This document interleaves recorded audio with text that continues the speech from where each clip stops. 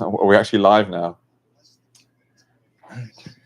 Can you check on your phone if it's coming through? The YouTube It's channel so is Man Boys, professional. Man Boys podcast. It's called Man Boys. We might make a Man Boys podcast.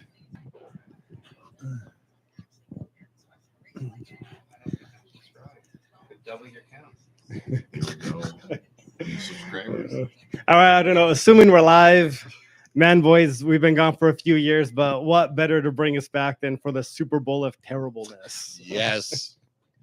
This should be hilarious, right? You know, hold it closer. Oh, I'm sorry. Yeah. What are you guys expecting out of this? Panic to be waving in my face. Right on the lips. Touch your tips. It's going to be very humorous. A lot of nothingness. A lot of words with very little said. Well, the last one, the Trump and Biden debate, should have been hilarious as well. But they were both just so old and tired. It was just boring, right? So I'm hoping that Kamala, with her energy, is just going to piss off Trump. She's going to trigger him, and he's going to lash out, and it's going to be beautiful and hilarious. Okay, so you're hoping that she makes him lash out. That he kind of sinks his own ship. That's the only way she wins the election, is she provokes him into saying something horrendous, and he immediately just loses every female voter in the country, or indeed anyone with a conscience or a soul. This has to be something particularly horrendous, because I feel like that bridge has been crossed. It's got to be crossed. It's got to be bad. It's going to have to be filthy. He's going to have to use the C word a few times, I think. I don't think we'll see that. It'd be a first for Trump. It'd be the first C word on the Disney Plus app. I'm interested to see it's what not. angles he American does Horror's take on to there. come after her. Because, I mean, yeah. I'm excited. They both have a lot of angles to go after each other, so it's interesting. I'm going to be interested to see how Does it they seem like it's how they working? do it. Well, it was like when Trump debated with Hillary. Hilarious. Yes. Hilarious, because she was such an easy target for him. Yeah. I mean, I think Kamala can present an easy target as well.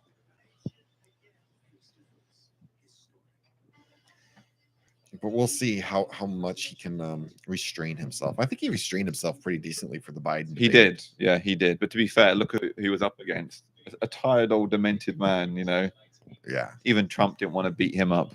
No, that ended up being like a mercy killing. Oh, yeah. Like it destroyed his career. It was like he slowly put the pillow over his face and leant on it, rather than just kicking him in the head until he stopped moving. It was a slow death. That was the nail in the coffin right there. Yeah. So the thing I'm looking forward to is that Trump is such like a rambling, delusional liar. I've just always wanted someone just to just get him in a debate. Well, and she's a lawyer, right? So this should be her wheelhouse, is calling BS and calling out lies. It should be, but you've seen her, right? She's not smart. She isn't. I If granted. she doesn't have something scripted in front of her, she doesn't know how to speak. Yeah, I know. She does awful in front of the camera. So maybe she's prepped a good liners that she's memorized. Something about being unburdened. Saving grace, being unburdened. Something about being Well, if I remember correctly, Kamala kind of got on the national stage because she had a couple liners that she came into a debate prepped. This was a long time ago, but she had one line where she was like, American people don't want to watch us having a food fight. They want to watch us how we're going to put food on the table. The crowd went crazy. She had like 2 preset lines, and it kind of set her into the vice presidency. And then Tulsi Gabbard just here we go. ship so hard. Are they going to shake hands? She looks like she wants to shake hands. Oh, they are. Oh, okay. Well, if someone betted on that, they just won some money. Yeah. Oh, he looked like he was. Didn't he decline to shake Hillary's hand? I don't know. It looks like he was stalking his prey right there. It's like a Bigfoot sighting. Oh, they're going right into it. Not even opening remarks. Okay. Vice President Harris, you and President Trump were elected 4 years ago, and your opponent on the stage here tonight. Oh, did he just say President Trump was elected 4 years ago? Huh, 40 and slip. Is he supporting the election interference whole conspiracy? Was raised as a middle-class kid, and I am actually the only person on this stage who has a plan that is about lifting up the middle class and working people of America. I believe in the ambition. What plan is that? You haven't laid anything out. Dreams of the American people. And that is Except why copying I Trump. imagine and have No actually tax on planned Check out her to neck. build what I call an opportunity economy. Because here's the thing. I mean, you can't even criticize Trump's neck. There isn't one. And the cost of housing is too expensive for far too many people. We know that young families need support to raise their children, and I intend on extending. Wait, so are the microphones muted or not? That was an issue. I think they are muted. Okay. Because right now he would jump in normally just be like, well, that's all your fault. Yes. He's doing it with facial expressions. Yeah. Though, Well, look. my understanding is that Biden wanted the mics muted. That was the rules that they set. And then she wanted to change it, but it was too late. And the ABC said, we're keeping the rules. We call her our second mother. She was a small business owner. I love our small businesses. My plan is to give a $50,000 tax deduction to startup small businesses, knowing they are part of the backbone of America's economy. My opponent, on the other hand, his plan is to do what he has done before, which is to provide a tax cut for billionaires and big corporations, which will result in $5 trillion to America's deficit. I mean, didn't he say that last time and they ended up bringing in more money, even though he reduced the corporate tax? Like, that's a claim they love to make. Oh, he's going to lower taxes and we're going to lose money. But the national debt increased 30%, and part of it was because of the reduced tax revenue. So, well, it was the revenue reduced though.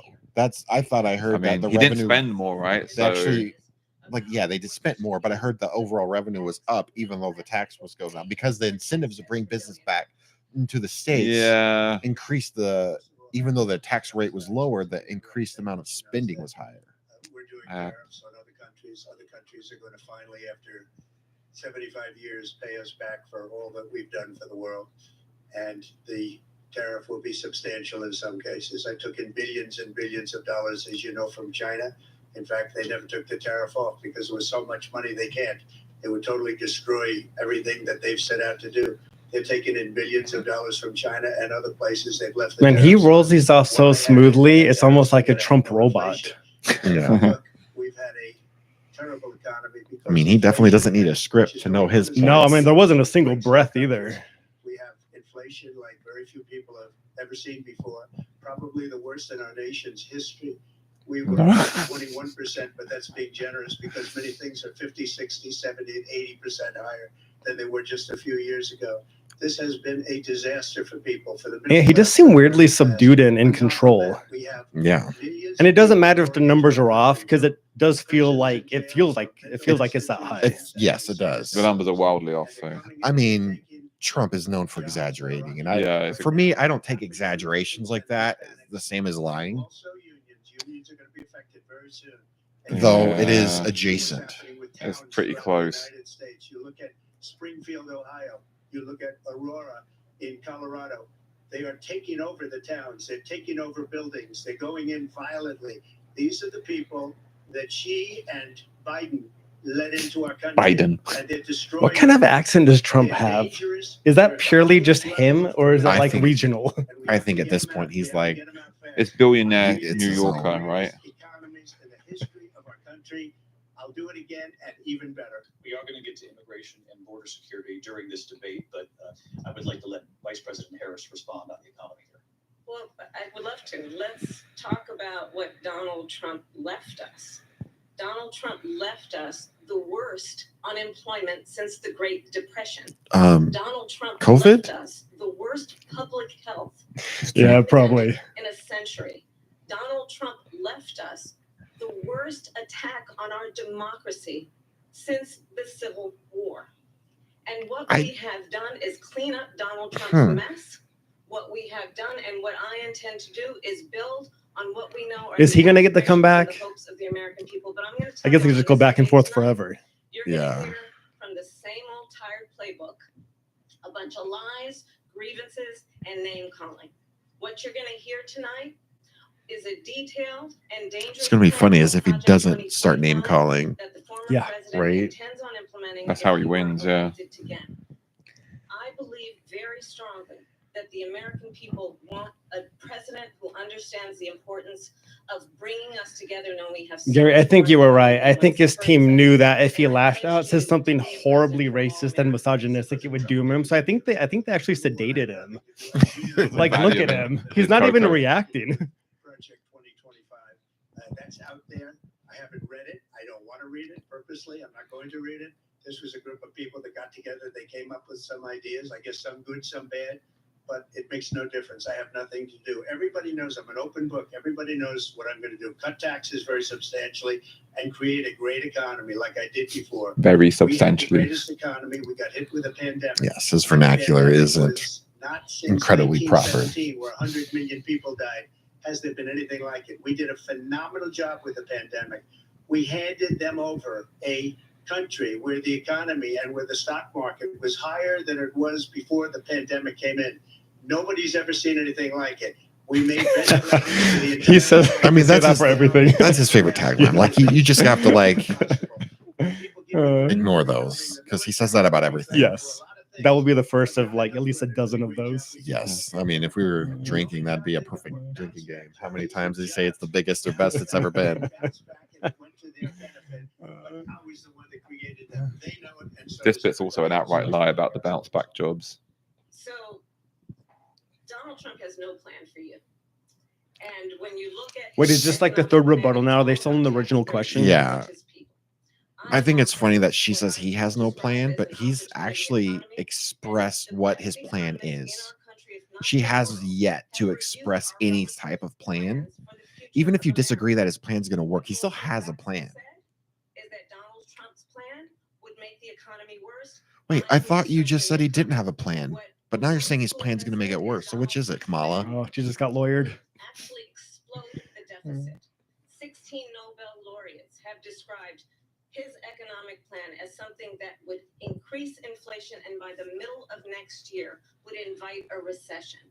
You just have to look at where we are and where we stand on the issues. And I'd invite you to know that Donald Trump actually has no plan for you because he is more interested in defending himself than he is. You know, it feels like that recession's coming middle of next year, no matter what. I think she just back and forth on he has no plan, but his plan's bad, but he doesn't have a plan. My plan is a brilliant plan. It's a great plan. It's a plan that's going to bring up our worth, our value as a country. It's going to make people want to be able to go and work and create jobs and create a lot of good, solid money for our country. And just to finish, solid money is the best type of money. Well, it's also like, have you noticed, like Kamala, she still has barely said anything about her own plans. I mean, all her talk break, right? is just he has no plan. He has no plan. But you haven't given us a great alternative. Like you've given 1 or 2 points, sure, but not much. Mr. President, I do want to drill down on something you both brought up. The Vice President brought up your tariffs. You responded, and let's drill down on this because your plan is what she calls is essentially a national sales tax. Your proposal calls for tariffs, as you pointed out here, on foreign imports across the board. You recently said that you might double your plan, imposing tariffs up to 20% on goods coming into this country. As you know, many economists say that with tariffs at that level, costs are then passed on to the consumer. Vice President Harris has argued that it'll mean higher prices on gas, food, clothing, medication, arguing it costs the typical family nearly $4,000 a year. Do you believe Americans can afford higher prices because of tariffs? They're not going to have higher prices. What's going to have and who's going to have higher prices is China and all of the countries that have been ripping China. us off for China. years. I was the only president ever. China was paying us hundreds of billions of dollars, and so were other countries. And, you know, if she doesn't like them, they should have gone out and they should have immediately cut the tariffs. But those tariffs are there 3.5 years now under their administration. We are going to take in. Okay, Ben, so do you agree that higher tariffs adds up to higher prices for us? I mean, it depends on how it's done. There's a lot of factors. I mean, I have heard that he's planning on reducing tax rates to companies that have things made in America. And if you reduce taxes based on things made in America, then that could give them the ability to be more competitive with China.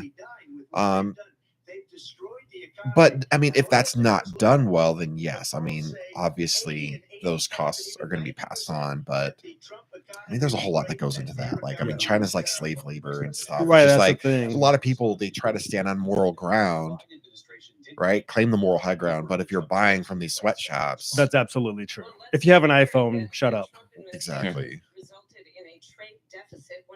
Also, if you have a Samsung, shut up. I don't know. They're all the same. Yeah, they're all made in China. You want to talk about his deal with China? What he ended up doing is under Donald Trump's presidency, he ended up selling American chips to China to help them improve and modernize their military, basically sold us out when a policy about China should be in making sure the United States of America wins the competition for the 21st century, which means focusing on the details of what that requires. Then why wouldn't you want to tariff them? With our allies, focusing on investing in American-based technology so that her talk about China doesn't make sense with her wanting to disagree with the tariffs. To support America's workforce so that we don't end up having on the short end of the stick in terms of workers' rights. But what Donald Trump did, let's talk about this, with COVID, is he actually thanked President Xi for what he did during COVID. Look at his tweet.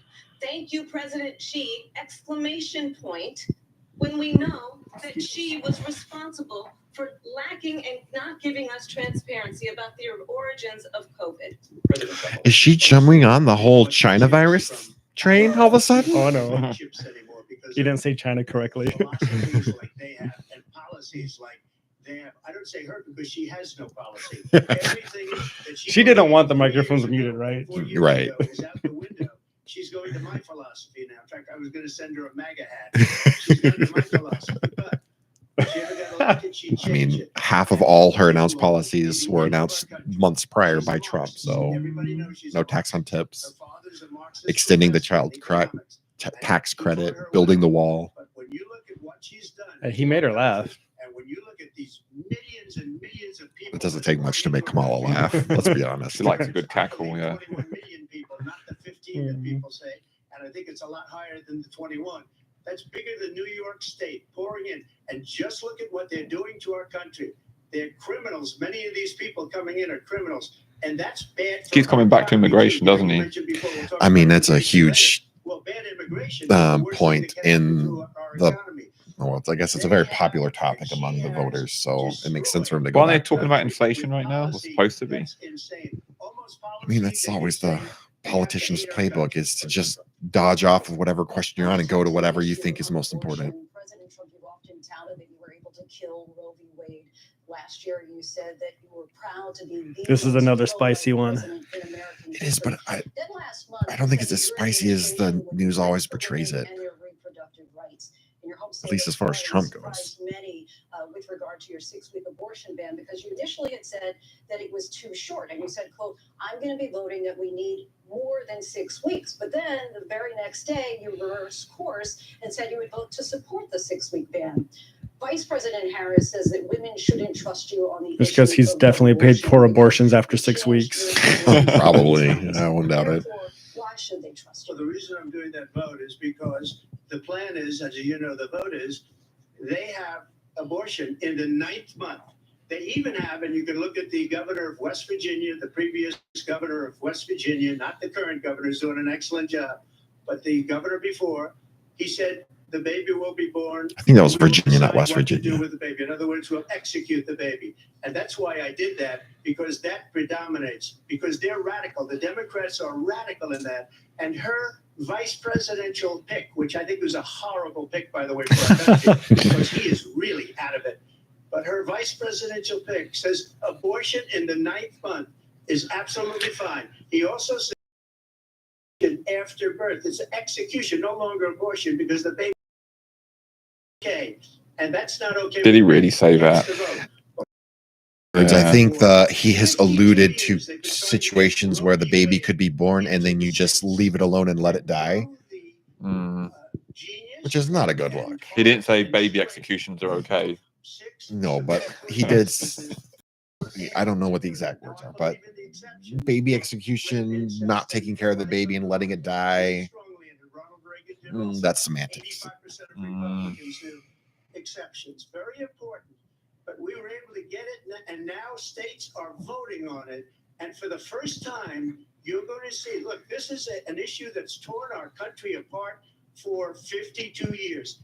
Every legal scholar, every Democrat, every Republican, liberal, conservative, they all wanted this issue to be brought back to the states where the people could vote. And that's what happened. Now, Ohio, the vote was somewhat liberal. Kansas, the vote was somewhat liberal, much more liberal than people would have thought. But each individual state is voting. It's the vote of the people now. I think this is a good point that he gets to finally make to people, because they kind of portray him that he wants to nationally ban abortions when he's never supported that. Yeah, but I don't agree with him when he says Democrats want it state by state. Democrats want it federally protected. Yes, I do agree with that. I think he was meaning to specify legal scholars, because I do think there is a huge legal argument that the Constitution has no authority to make it a federal issue. Of the United States Supreme Court with the intention that they would undo the protections of Roe v. Wade. And they did exactly as he intended. And now in over 20 states, there are Trump abortion bans, which make it criminal for a doctor or nurse to provide health care. In one state, it provides So prison topics for like life. this, they're not Trump anything abortion not bans that make no addressed sense even in the for president Constitution instincts, is which given to understand the what that states. means. And if you want it to be a federal issue, then you have to pass an amendment to the Constitution. That's what the process is. So I understand people who are pro-abortion who don't like people banning it. However, you can't just force issues to be federal. Like, that's not how the Constitution's set up. If you want it to be federally permitted, then you have to pass an amendment. Can we address something really important? What's going on with her earlobes? Oh, no, this stop. See, this is like women, like their looks get diced. Men can look like slobs and no one cares. I feel so bad for any woman on a camera. She has got really gnarly earlobes though. I've never noticed before. Like a male CEO, no one even stops to think about they're wearing. A female, immediately the dress. I mean, the we know lips, Trump's the a mess. skin. We've talked about his orange skin and his stupid hair and his beady little eyes, his tiny hands, and the weird way that he stands at the podium at a weird angle. I mean, Trump's neck looks like a second ball sack. Got two flaps there above his tie. He will sign an actual abortion ban. Understand in his Yeah, see, she's pushing together just another lie, because he's come out multiple times saying that he does not support a national abortion ban. The American people believe that certain freedoms. It is such an emotional issue. Like Republicans cry baby killers, women cry they don't care about women's health. Yeah, it's like it's so emotional. It's a lie. I'm not signing a ban, and there's no reason to sign a ban, because we've gotten what everybody wanted. Democrats, Republicans, and everybody else, and every legal scholar wanted it to be brought back into the states, and the states are voting. And it may take a little time, but for 50 I mean, so far, I think Kamala's lied more than Trump. I feel like they're about even. I mean, he said some whoppers on here as well about inflation and bounce back jobs and absolute lie. And as far as the abortion ban, no, I'm not in favor of abortion ban, but it doesn't matter, because this issue has now been taken over by the states. Would you veto a national abortion ban if it Well, I won't have to, because again, and two things. Number one, she said she'll go back to Congress. She'll never get the vote. It's impossible for her to get the vote, especially now with the 50-50, essentially 50-50 in both Senate and the House. She's not going to get the vote. She can't get the vote. She won't even come close to it. So it's just, you know what it reminds me of? When they said they're going to get student loans terminated. And That's a good one. Total catastrophe. The student loans, and then her, I think probably her boss, if you call him a boss, he spends all his time on the beach. Oh my gosh, this guy. And said, we'll do it again. We'll do it a different way. He went out, got rejected again by the Supreme Court. So all these students got taunted with this whole thing about this whole idea, and how unfair that would have been. Part of the reason they lost to the millions and millions of people that had to pay off their student loans. They didn't get it for free, but they were saying it's the same way that they talked about that they talk about abortion. But if I could just get a yes or no, because your running mate, JD Vance, has said that you would veto it if it did come to your desk. Well, I didn't discuss it with JD. In all fairness, JD. And I don't mind if he has a certain view, but I think he's speaking for me. But I really didn't. Look, we don't have to discuss it, because she'd never be able to get it, just like she couldn't get student loans. They couldn't get student loans. They didn't even come close to getting student loans. They taunted. Oh my God. Yeah, get back. Yeah, I think this is it should be a simple answer. Yeah. She says about going to Congress. I get that he's trying to make another point that he finds that's going to land better, but out of Congress and out of the federal government, and we did something that everybody said couldn't be done. I don't know that it's any Republicans' like goal to ban abortion nationwide. I don't know. There's some crazy ones out there. I mean, but as like a party though, I'm not talking about individuals, because you would need the party to vote in lockstep to get anything like that through, right? Right. I don't see that as an issue that they would ever bring. Asking for an abortion, that is not happening. It's insulting to the women of America. And understand what has been happening under Donald Trump's abortion bans. Couples who pray and dream of having a family are being denied IVF treatments. What does that have to do with the abortion ban? Working people. Yeah, is there any truth to that? She said under Trump's abortion bans, people are being denied IVF treatment. I don't see a connection at all. And Trump has already talked about how he wants to get health care to cover IVF. So he's already addressed this, and now she's trying to attack. Putting her through is unconscionable. And the people of I'm really confused at her angle of attack right now. Her angle is that there are women who are angry at the Republican Party. She's just kind of leaning into that, but I'm not sure how factual it is. Yeah. I mean, abortion is a huge topic with women, and it does kind of become the main driving force behind their vote. Which is fertilization. The IVF, I have been a leader. In fact, he's been a leader on IVF. A very negative decision on IVF from the Alabama courts. I saw the people of Alabama and the legislature 2 days later voted it in. I've been a leader on it. They know that. Yeah, I don't think that's a big. I don't think many pro-life people are against IVF. I mean, yeah, there's a fringe like minority crazy group that's against everything, but. Will she allow abortion in the 8th month, 9th month, 7th month? Okay, would you do that? Hey, good hair. Why don't you ask her that question? Why don't you answer the question? Would you because veto? under Roe v. Answer the question. Would you veto? You could do abortions in the 7th. I mean, that is a thing I've seen. Whenever I've known a Republican try to have a abortion debate, they always ask, "Well, where is it? Where would you think a good cutoff is?" And they never come up with a thing. Nobody knows, right? There isn't an answer. Yeah, but they go like, not only is there not an answer, but people they don't want to pick one. Of course, yeah. Like most pro-abortion no right people, answer, is it? No yeah, right but answer. you should be able to say like 9 months is definitely too far, right? Yeah, you could say 9 months is too far. Yeah, but there's a lot of people that won't even say that. 6 months too far?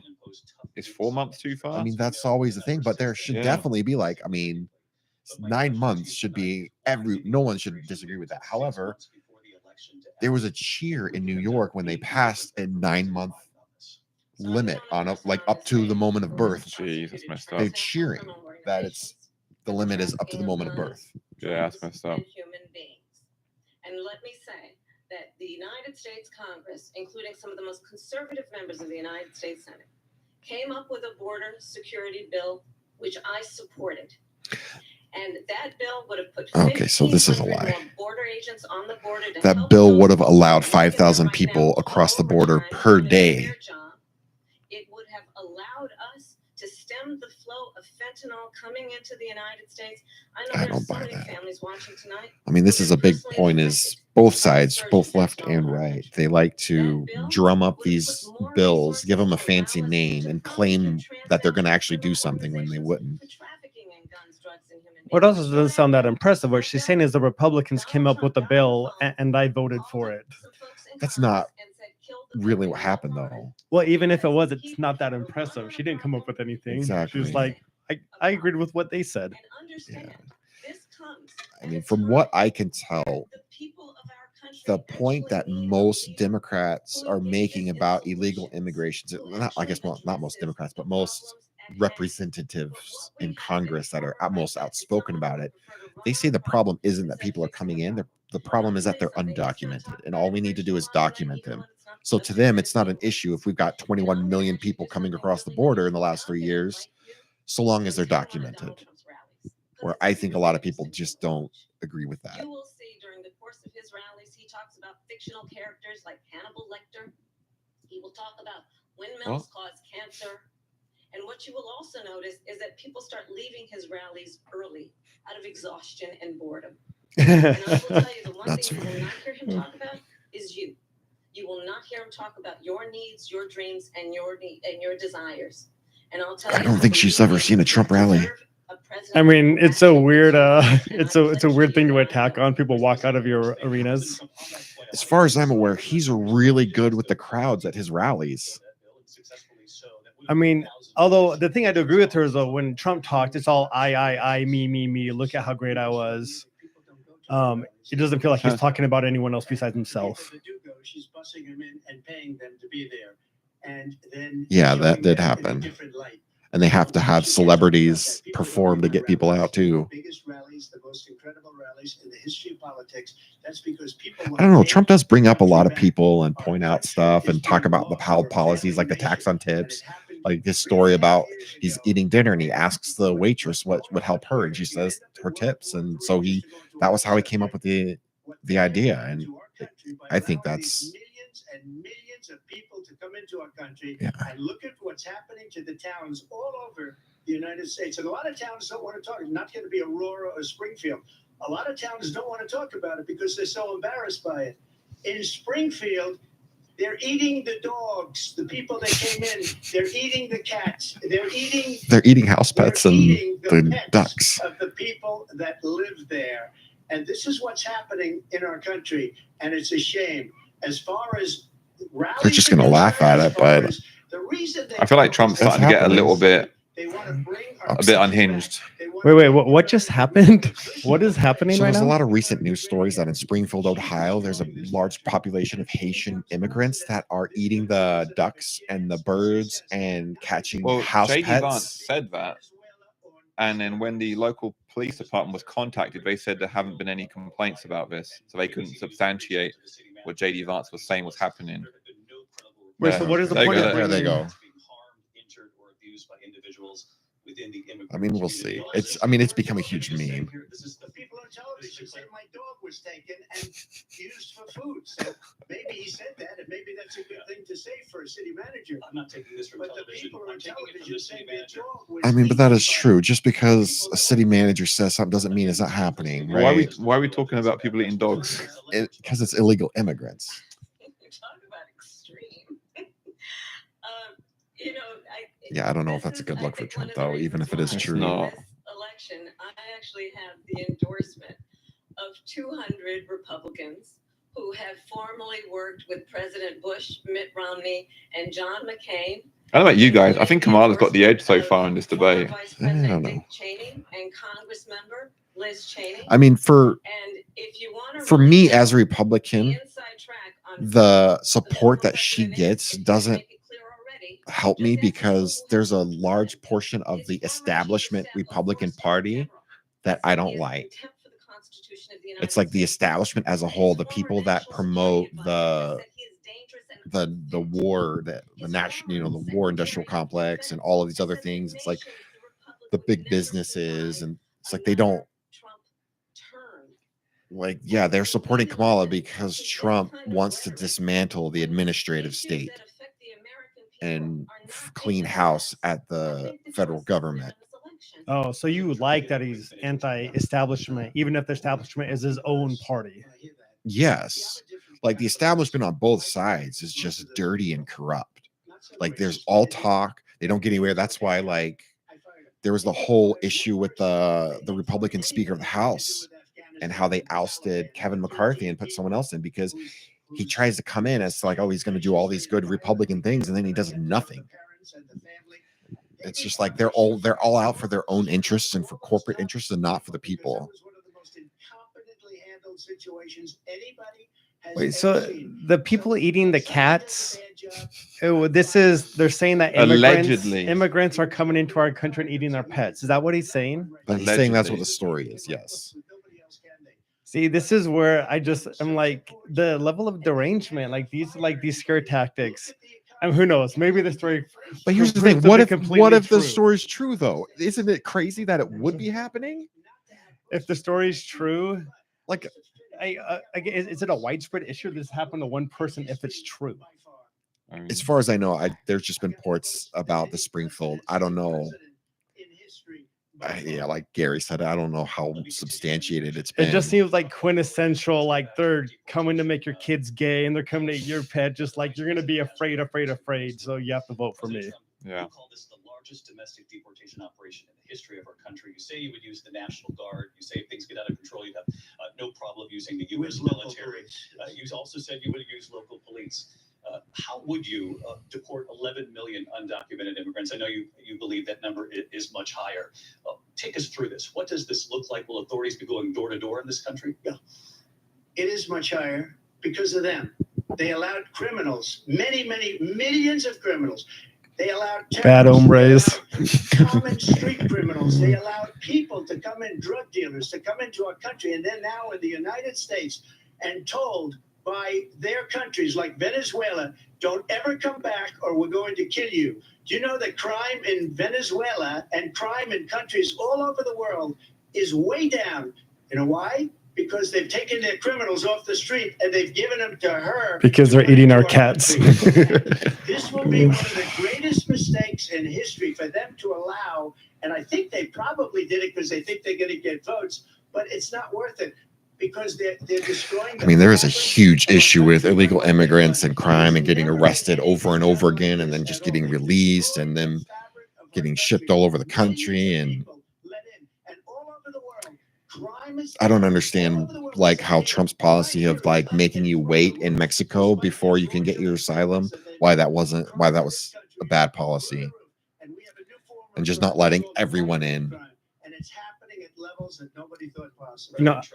I have a solution of the immigration problem. This is like really simple. No one has creativity to think of how to solve this thing. This is so simple.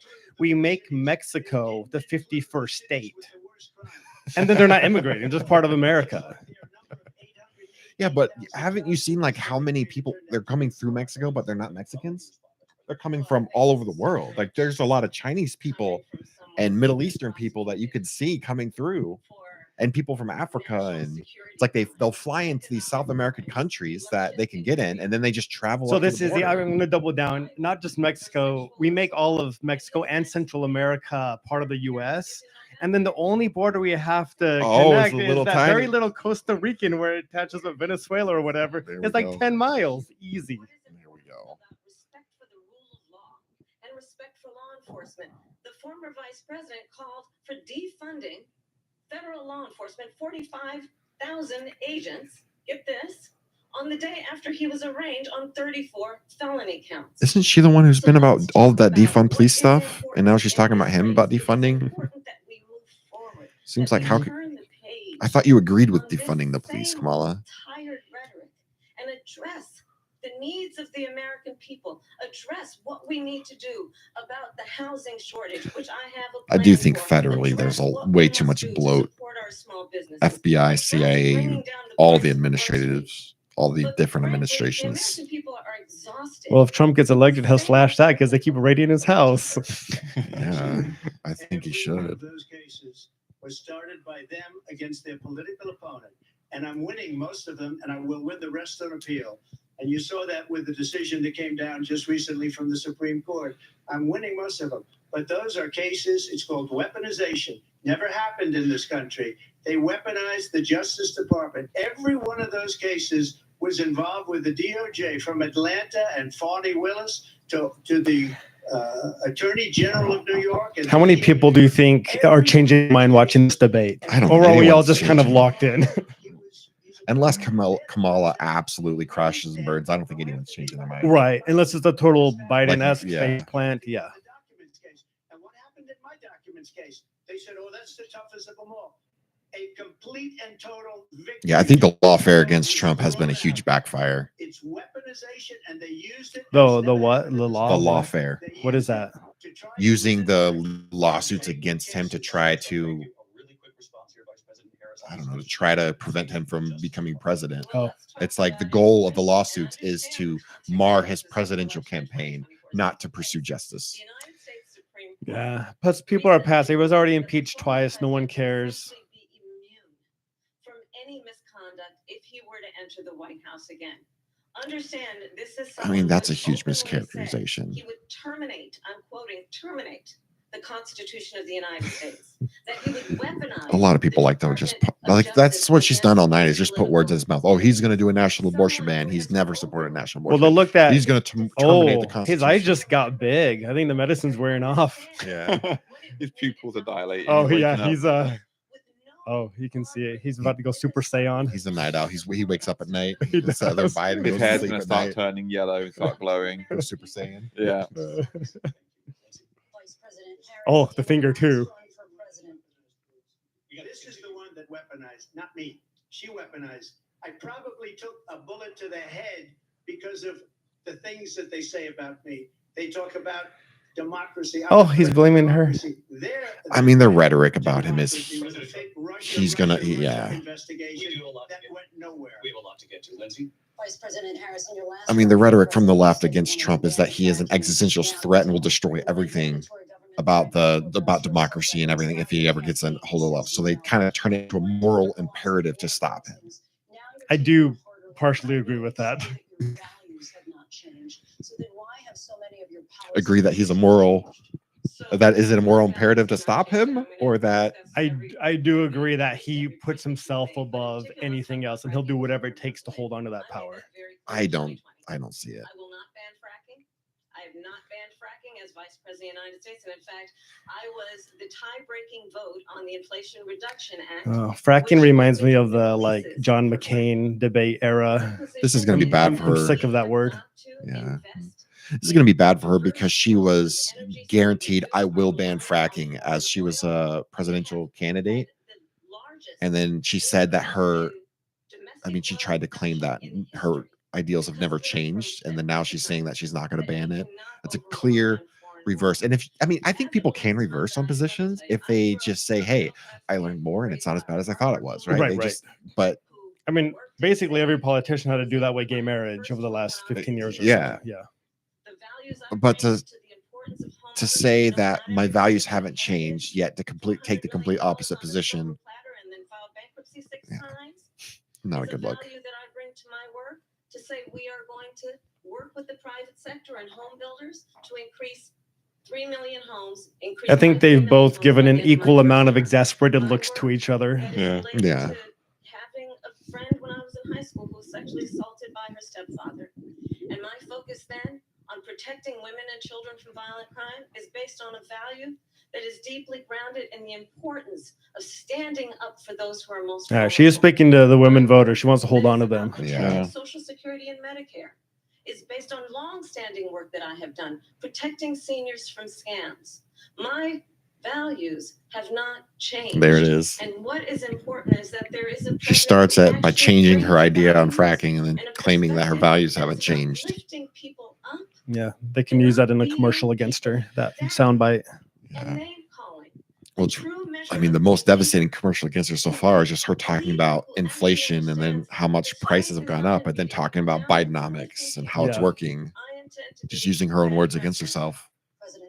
First of all, I wasn't given $400 million. I wish I was. My father was a Brooklyn builder, Brooklyn, Queens, and a great father, and I learned a lot from him. But I was given a fraction of that, a tiny fraction, and I built it into fraction of $400 million is still probably a lot, right?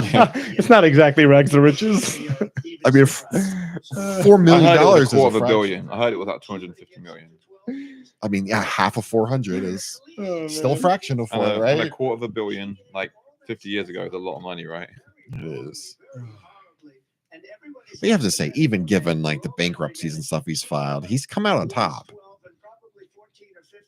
Well, I mean, it seems like not that great of a compliment. You're giving him a fraction of 400 million, and even though you've had multiple bankruptcies, you've come out on top. Good job. Well, I remember Bloomberg did the analysis where he said if he just took that loan and put it in a passive real estate fund, he would have made more money than he's made for all his businesses. So he actually destroys value. It's a lot. Well, yeah, I suppose, but I think it'd be a lot easier to squander all of that money and not have anything left over than to actually keep something. I give him credit for not being broke. He didn't blow it all. Yeah, it's not that much credit. Get a little bit of credit for that. The credit I give him most of anything is just his branding of himself. Yes. I was watching Little Rascals the other day. He was in that movie. Yeah. He's been doing it forever. Yeah. People used to love him. Yeah, Before we did. before he ran for president. Yeah, During the "You're Fired" thing, The Apprentice, yeah, people love that, Yes. right? you're fired. And the prices were going up the roof. They immediately Going up let the roof. these guys go to where they were. I would have been 5 times, 4 times, 5 times higher, because you're talking about 3.5 years ago. They got it up to where I was because they had no choice, because the prices of energy were quadrupling and doubling. You saw what happened to gasoline. So they said, let's go back to Trump. But if she won the election, the day after that election, they'll go back to destroying our country, and oil will be dead, fossil fuel will be dead. We'll go back to windmills, and we'll go back to solar, where they need a whole desert to get some energy to come out. You ever see a solar plant? By the way, I'm a big fan of solar. This is brilliant. 400 acres of desert soil. These are not You know what? Like that is a big the inflation issue is such a good point for him. Just keep it together, man. Yeah. Oh, lost it at the end. Which, of course, we all know is a cornerstone of our democracy and the role of the president in a moment of crisis.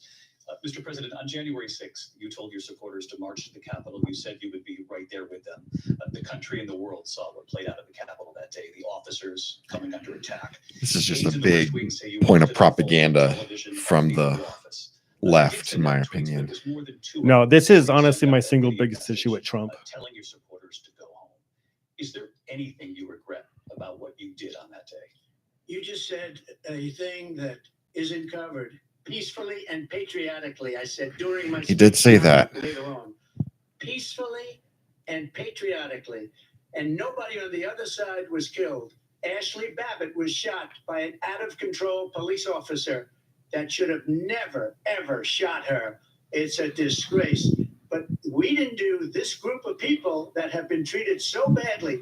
I ask, what about all the people that are pouring into our country and killing people that she allowed to pour in? She was the voter czar, remember that. She was. I mean, the I think that is a She good doesn't want people direction, to vote because a for her lot of because she's people have been balanced by killed by the illegal voter. immigrants. A lot of people have been raped and murdered, but no one But this is was killed. specifically about, you know, the Yeah, but Capitol no, riots. but the point he's making is just like, you say this huge horrible thing, but no one, like, the only people that died was like one person that was Yeah, but it's not the people that died; it's the fact that they stormed the Capitol, right? And they okay. But there's how many protesters, liberal protesters, are you aware that have gone inside the Capitol and protested and interrupted sessions of Congress? You're probably not aware of any, are you? I have not, It's no. happened though. It has happened. But it hasn't happened like it did on January 6th, I think where they that had to clear out, evacuate the building. it was all One smelly hippie yelling about gas is one thing, right? But this was someone else. I want to hear this answer. okay. I had nothing to do with that other than they asked me to make a speech. I showed up for a speech. I said, I think it's going to be big. I went to Nancy Pelosi and the mayor of Washington. This is a huge DC, point in his favor. and the mayor put it back in writing, as you know. I said, this is going to be a very big rally, or whatever you want to call it. And again, it wasn't done by me. It was done by others. I said, I'd like to give you 10,000 National Guard or soldiers. They rejected me. Nancy Pelosi rejected me. It was just 2 weeks ago. Her daughter has a tape of her saying she is fully responsible for what happened. They want to get rid of that tape. It would have never happened if Nancy Pelosi and the mayor of Washington did their jobs. I wasn't responsible for security. Nancy Pelosi was responsible. She didn't do her job. The question was about you as president, not about former Speaker Pelosi. But Yeah, see, they don't like hearing that though, because he did request for more police presence, and the police presence that was there was so low, and the people in charge of police presence were all the Democrats. They intentionally reduced their head count, hoping something would happen. Yeah, but a bunch of dudes holding Trump flags, and he says it wasn't because of me. He told them to peacefully protest, and then he told them to go home, and YouTube or Twitter blocked his video. When he tried to release his video saying go home, they blocked it and then banned him. But still, the issue is just like this cultist Trump worshiping that people have, this like mind control he has over them. And then immediately afterwards, he's denying the results of the election, which people never do. But because Have you heard the entire 4 years between 2016 to 2020? Hillary never accepted. She said over and over that he's an illegitimate president. He is illegitimate. He's illegitimate. Even to this day, she claims that he was illegitimate. No, is she saying illegitimate like he's not fit? To No, run for she's saying office? illegitimate, but he cheated, that Russia stole the election from her because of Russian interference. That was their buzz line for the entire for his entire term. Russia, he stole the election because of Russian interference. That was what they claimed the entire time he was a president. But did she ask Isn't for, that true? Right? But you're right. There was Russian interference stuff. It was all cleared. It was all fake. It wasn't nearly to this level of Trump. And she didn't ask for vice president to overturn the election. And to end the chaos. I don't think, And I think there's a he's huge still- misconception about a lot of things. Like, he didn't ask the vice president to overturn the election. Like, what he asked him to do was certify an alternate slate of electors, which is something that is not unheard of. It's not like there's no precedent for something like that. When electors are contested because the people don't trust the election process, like, that has happened in the history. But the only not trusting election process was him and the lies that he was spewing. I don't know, like the whole mail-in ballots and how everything was, and you look at stuff, is just like, I think that there was a lot of instances of fraud that were just red herrings, like the voting machines and stuff. I do think that there was a lot of bullcrap, but I do also think that there was a big issue with the mail-in ballots where people would send in ballots for their family members and for their friends, or send in ballots that they got for addresses that they don't live at anymore. And all of that is fraud, right? Like, and a lot of these places, the margins were very slim, like just a couple thousand votes could have swapped some of these counties and stuff. And if you got people going from door to door collecting ballots, going to nursing homes and filling out ballots for all the people that are there, and then dumping them in there, like, I think that happened. Yeah, you're explaining it in like a very like academic, like maybe even logical. I don't way. think Trump. Yeah, but Trump is just yelling like fake, stolen election. Yes. Like it's a total undermining of democracy. All he has to do is say it to the Border Patrol, who are phenomenal. If they do that, the border is. Yes, I don't think Trump has handled it very well at all. I think that is a very fair criticism. I do agree with the underlying concern about the election, in these times that we're living in. but yes. Mr. President, for 3.5 years after you lost the 2020 election, you repeatedly That's a good agreement. falsely claimed that Yeah. you won, and many times saying you won in a landslide. In the past couple of weeks leading up to this debate, you have said, quote, you lost by a whisker, that you, quote, didn't quite make it, that you came up a little bit short. I said that? Are you now acknowledging that you lost in No, I 2020? don't acknowledge that at all. But I you say did that say that. sarcastically. But You know those- that. It was said, oh, we lost by a whisker. That was said sarcastically. Look, there's so much proof. All you have to do is look at it. And they should have sent it back to the legislatures for approval. I got almost 75 million votes, the most votes any sitting president has ever gotten. I was told if I got 63, which was what I got in 2016, you can't be beaten. The election. I do think he's really bad about his messaging on knowing what things to point out. We have to have it. We have to have borders, and we have to have good elections. Our elections are bad. And a lot of these illegal immigrants coming in, they're trying to get them to vote. They can't even speak English. They don't even know what country they're in practically. These people are trying to get them to vote. And that's why they're allowing them to come into our country. I did watch all of these pieces of video. I didn't detect the sarcasm, lost by a whisker. We didn't quite make it. And we should just point out here as clarification, and you know this, you and your allies, 60 cases in front of many judges, many of them No judge Republican, looked at it. and said They there was said no we didn't have widespread standing. Yeah, I think this is a big misnomer because every case was dismissed based on standing, which means you should have sued sooner. And that's why they dismissed it. Not a single case was dismissed because they looked at any evidence. They all said, oh, you should have brought this case sooner. You should have brought this case before the election. But see, that just And feels any case that was brought before the election, they said, oh, well, you haven't been damaged yet. You have no damages. So you can't sue because you can't sue before the election because you don't have any damages yet. And then after the election, oh, you can't sue because it's too late. And so it's just like, I do think there are issues with our judicial system where they don't even want to try to resolve some of these issues. They Pontius Pilate and wash their hands of it and just. But like, are you saying so? There were 60 judges. Is that what he said? Those 60 cases. So, okay, so are you saying every judge with all these 60 cases, they were all anti-Trump Democrats? Like he couldn't find a single judge who was empathetic to his case? I'm saying that there are some ideas, some judicial tools that they have so that they can make excuses to not judge or not to take certain cases that they don't want to touch. Like this was such a hot topic. No judge wanted to be the judge to even touch on this. So they all just backed off, wiped their hands up and said, it's too late. There's no standing. They used So let's be clear about that. an excuse. Clearly, he is having a very difficult time processing that. Well, that was the most hurt he's looked all night. Yeah.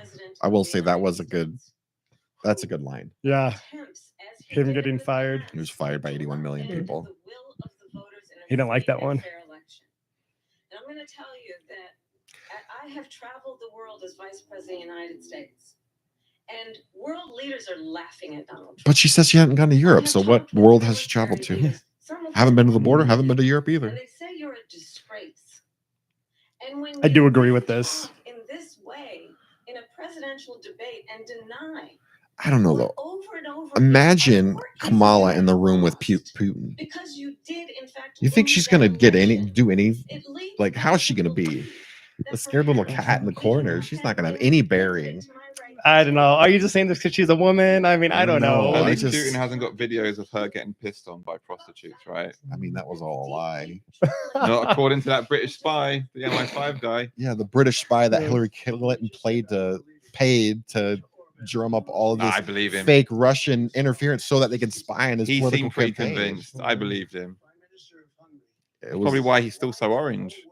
Blowing up 3 years ago, it wasn't. Why is it blowing up? He said because you need Trump back as president. They were afraid of him. China was afraid, and I don't like to use the word afraid, but I'm just quoting him. Whatever. North Korea was afraid of him.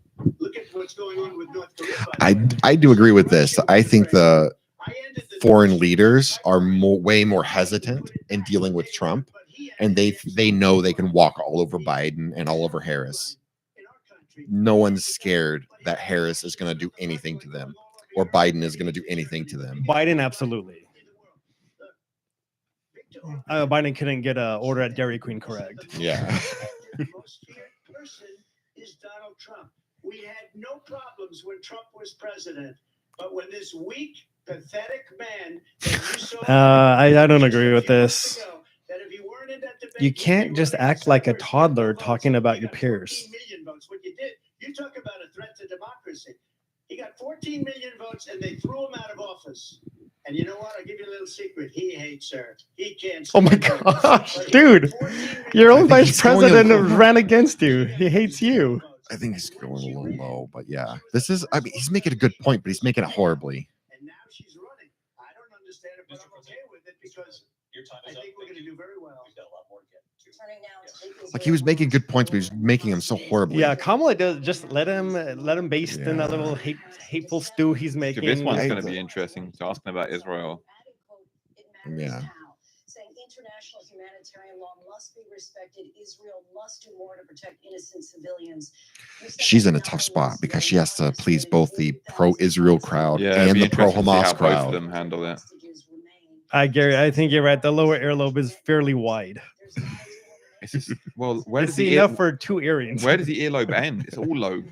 Well, let's understand how we got here. Does she even have an ear? October 7th, Hamas, a terrorist organization, slaughtered 1,200 Israelis. Many of them young people who were simply attending a concert. Women were horribly raped. And so absolutely. Is there a nice way to rape someone? Israel has a right to defend itself. We would. And how it does so matters. Because it is also true, far too many innocent Palestinians have been killed. Children, mothers. What we know is that this war must end. It must end immediately. And the way it will end is we need a ceasefire deal and we need the hostages out. And so we will continue to work around the clock on that. Work around the clock, also understanding that we must chart a course for a two-state Is there going to be a vice presidential debate? Does anybody even want to see that? solution. There's no point for a vice president debate. There's going to be they one normally more. do, though, right? Normally is one. There is normally one. There probably will be one. Is there going to be another one of these, or is this it? I think this is it, right? I'd hope they have at least one more. As it relates to Iran and any threat that Iran and its proxies pose to Israel. But we must have a two-state solution where we can rebuild Gaza, where the Palestinians have security, self-determination, and the dignity they so rightly deserve. President Trump, how would you negotiate? Two-state solution loses all the Israel support. Hostages out and prevent the killing of more innocent civilians in Gaza. If I were president, it would have never started. If I were president, Russia would have never, ever. I know Putin very well. Yeah, you do. Never, and there was no threat of it either, by the way, for 4 years. I mean, Ukraine and Russia were about to sign a peace deal pretty early on into the war, and it was Biden who called up Boris Johnson, who was the prime minister at the time, and sent him over and told Zelensky not to sign it and got him to stop. The war would have been over if not for Biden's interference. She refused to be there because she was at a sorority party of hers. She wanted to go to the sorority. But why did Biden want to interfere? She hates Israel. There's too much money in it. All the money that they send to Ukraine that has to be spent on American munitions and given to American companies to come back in and reconstruct all the destroyed properties. There's too much money in war. In her own way, she hates the Arab population because the whole place is going to get blown up. Arabs, Jewish people. Yeah, I don't think this is a good look for Trump.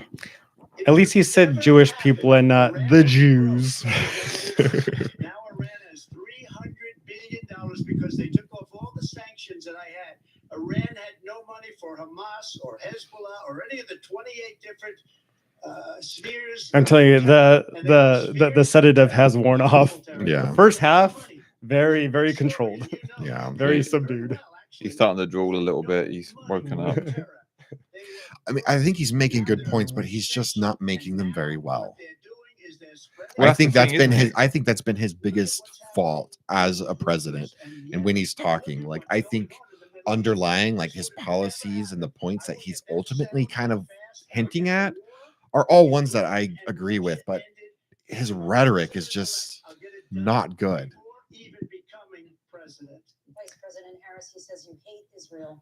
That's absolutely not true. I have my entire career and life supported Israel and the Israeli I think this is a good He knows that trap he got her in, though, again, because there's a huge left-wing base that is very anti-Israel, and to make her have to solidify her support loses that aspect for her. It is well known that he admires dictators, wants to be a dictator on day one, according to himself. It is well known that he said of Putin that he can do whatever the hell he wants and go into Ukraine. It is well known that he said when Russia went into Ukraine, it was brilliant. It is well known he exchanged love letters with Kim Jong-un. And it is absolutely well known that these dictators and autocrats are rooting for you to be president again because they're so clear. They can manipulate you with flattery and favors. And that is why so many military leaders who you have worked with have told me you are a disgrace.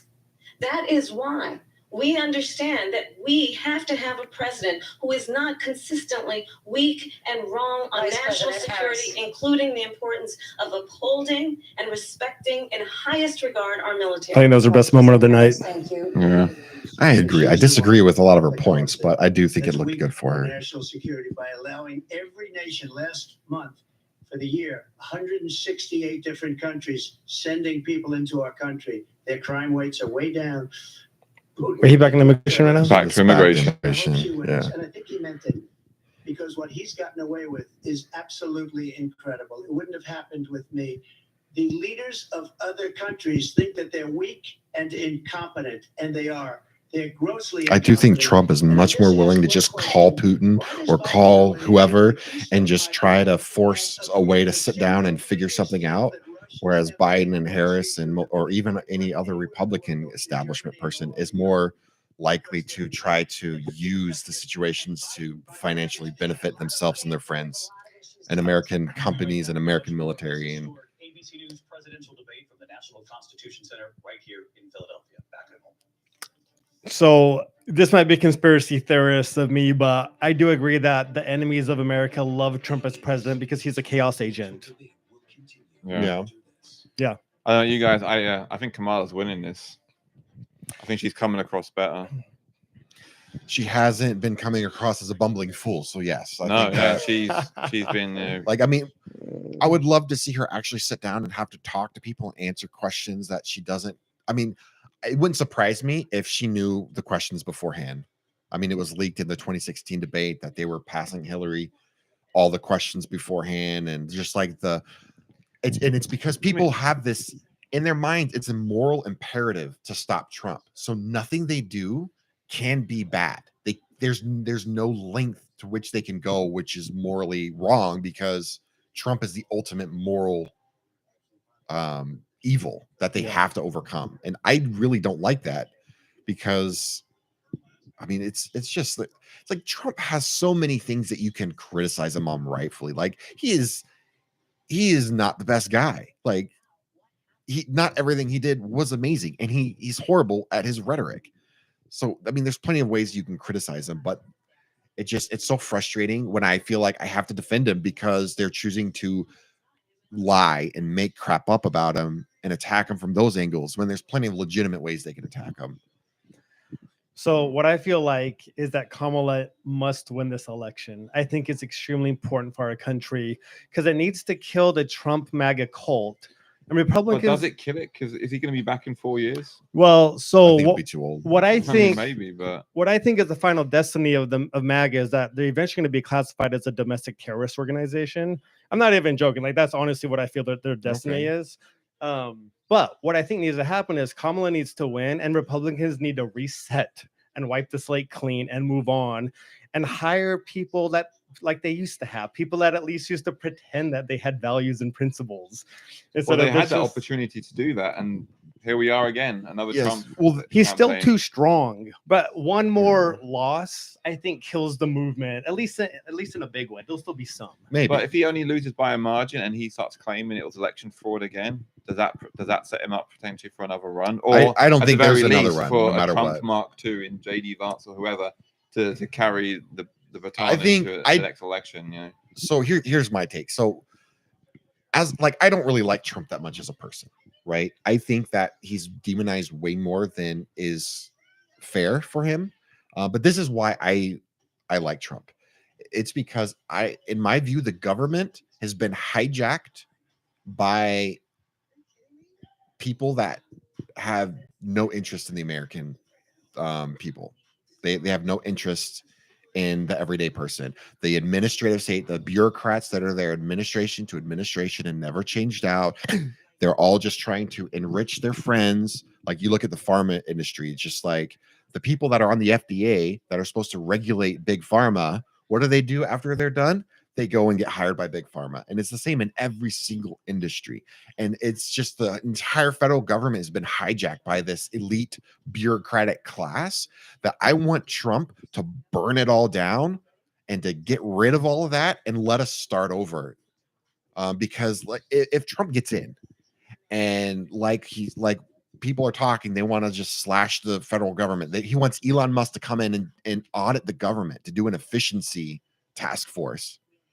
Like if that stuff happens, like bring in RF Kennedy Jr. to come in and kind of gut the bureaucrats on food and health and reset that into a place that's actually for the American people. Like if they can just gut that bureaucracy that's instilled and like engulfed in our government, then both parties can start over. Like, because look at he had 4 years to do that though, didn't he? He did, and he did not do good. His explanation was that he brought in the wrong people. He listened to advice. He took bad advice. Well, evidently so. I mean, he kept firing his staff over and over. And I do think that there was a lot of people who they played up to get into certain positions, and then the entire time they undermined him on purpose. So he's a terrible judge of character.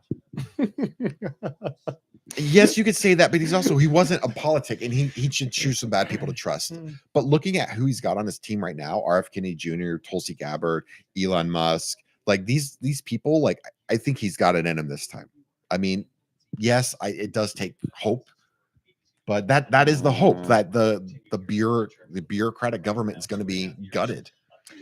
That's a nice hope, but Trump's also the ultimate con man. He's not a political establishment con man. He's just been a con man his whole life too. Yes, but every politician is a political con man, and it takes an outside con man to destroy the game. I'd rather have an outside good person. Yeah, but there is no outside good person. Look at the Democratic primaries.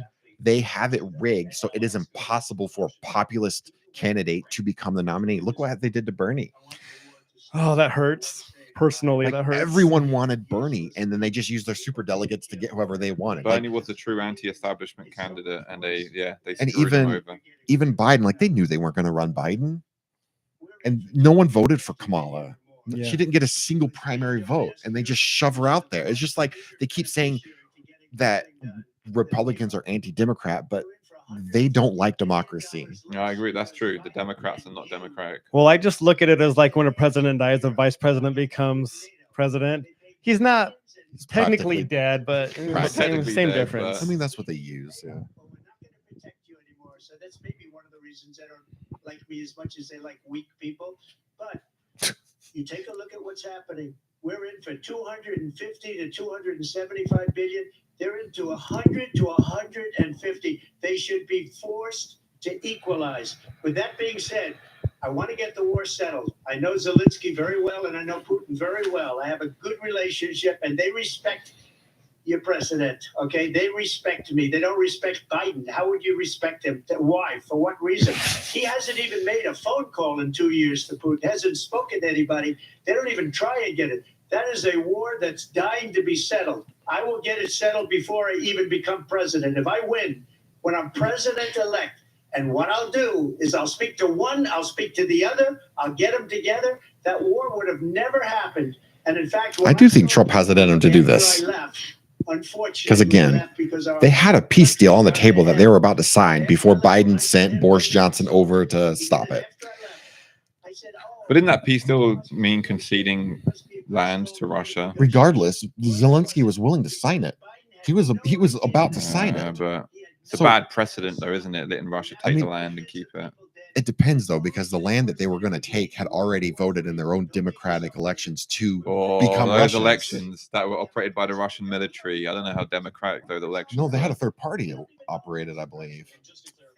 It was under martial law, though. Come on, it was under the Russian military. I can't believe that they set that election. I mean, those areas are culturally Russian. They speak Russian. They don't. And Ukraine is not a bastion of democracy. Like a Russian with a bloody AK-47. I mean, Ukraine is like all that money we're sending to Ukraine. You think that they're not corrupt as hell? Zelensky canceled elections because of the war. To be fair, yeah, how do you have an election during a war? I mean, we had an election during World War II, didn't we? Yeah, but US wasn't occupied at the time, right? They could still have an election. I don't know. The weird thing I'm sensing is I do get like a slightly pro-Russian stance from Republicans now, which has happened under Trump because him and Putin are sharing late night booty calls every night. No, it's not a pro-Russia, but it's more like I don't like. I mean, there is fault on our side. There is fault on both sides. I just feel like you would have never seen Russian sympathy come from the Republican side until Trump came along. It's because Trump won't call Putin for what he is, and he's a megalomaniac asshole. I think Putin loves making Trump feels like he's in control when he's not. Yeah. I think Putin's a smart guy, and I think he plays Trump like a violin. Yeah, absolutely. I mean, I don't know. Like, look at what happened with Obama and Putin. Obama kept saying, "Here's a line in the sand. It's the red line. Do not cross." Putin crossed it. What did Obama do? Nothing. He did nothing. He kowtowed. "Oh, I'm sorry. We're sorry. I'm going to go on an apology tour here." I like your Obama impression, by the way. Yeah, we got. I heard this one before. I am sorry for our racism and our offenses. We are a horrible country. I mean, yeah, Biden or Obama kept drawing lines in the sand, and every time Putin crossed them, he did nothing. I mean, Trump is someone that, regardless of what you think, if he draws a line in the sand, I don't know. I trust him to do the crazy thing. He's not had to enforce that yet. We don't know what he would do in that situation, right? I mean, has anyone? I know he claimed, that's a I know he good point claimed to his favor, I know though, he right? claimed it's because everyone's so afraid of him, but yeah, but how would you know if that was true? If no one did anything. I think Trump's taking too much credit though, saying that none of these incursions happened. Whoa, under Trump's him because taking of him. credit, really? Yeah, I mean, but okay, so one of the big reasons why Russia went is because Biden and Kamala are saying, let's bring Ukraine into NATO. And that's always been Putin's red line. And they're blatantly going out, like yelling it to the high heavens, let's bring Ukraine into NATO. And so obviously that's going to provoke Russia. So don't do that.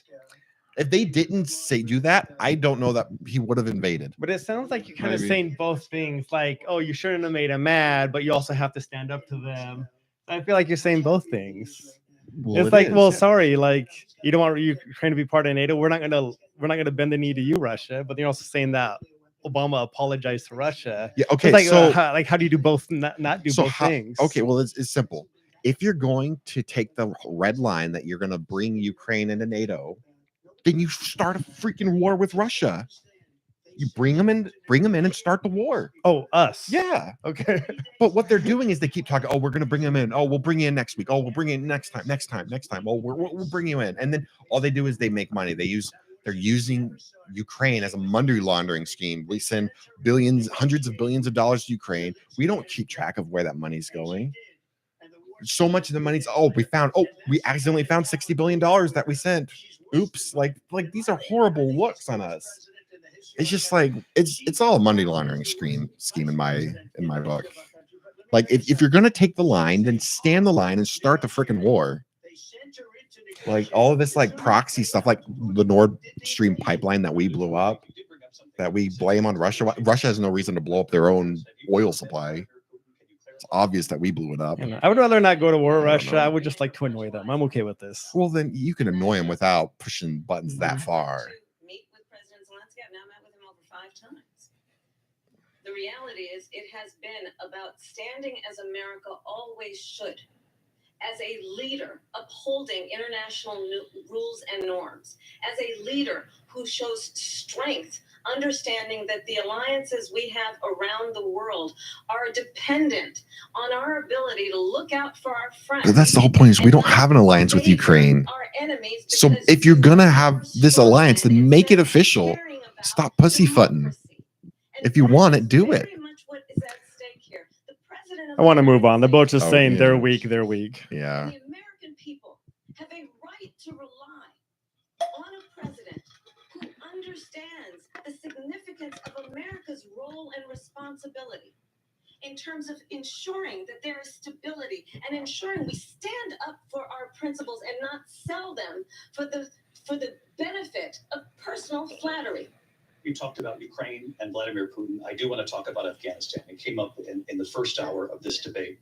I want to move on to Afghanistan. Said Trump did the most amazing thing I've ever seen. He got these countries, the 28 countries at the time, to pay up. He said, I've never seen. He's the head of NATO. He said, I've never seen. For years, we were paying almost all of NATO. How is he on this topic?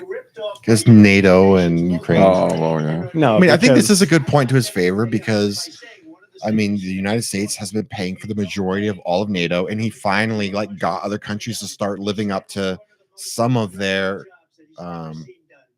promises, because each country promised to spend so much money, and then none of them are. Like, we're footing the bill for everything, and he actually literally did get them to start spending more of their money and keeping their promises. Plus, he wants to say how someone saw him do the most amazing thing ever. Of course, yes. Well, I will tell you, He does like that self-flattery. Yes. To pull out of Afghanistan. 4 presidents said they would, and Joe Biden did.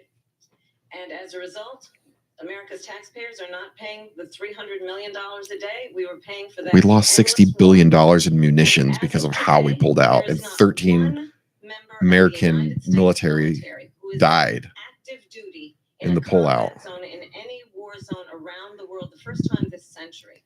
But let's understand how we got to where we are. So Not look only how as white president, Trump's lower and upper eyelids are. How pale is he without the orange spray tan? Does he just look like a corpse without Probably. it? Just peel back the wrinkles on his face and you'll see some white in there. Or does he come in there and tape the wrinkles, smooth them out? They gets his tan get in the creases.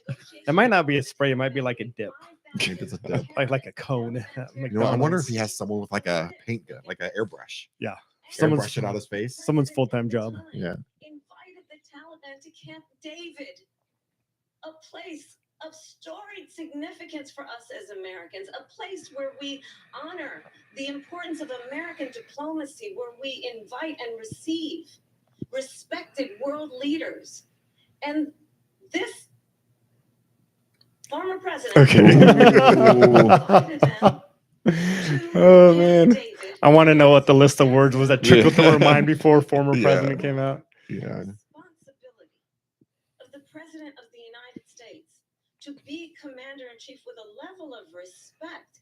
And this gets back to the point of how he has consistently disparaged and demeaned members of our military, fallen soldiers, and the work that we must do to uphold the strength and the respect of the United States of America around the world. Vice President Harris, thank you. President Trump, your response. I like the disparaging fallen military thing. How are more Republicans not pissed off at that? Because half, if not all of them, are intentional lies.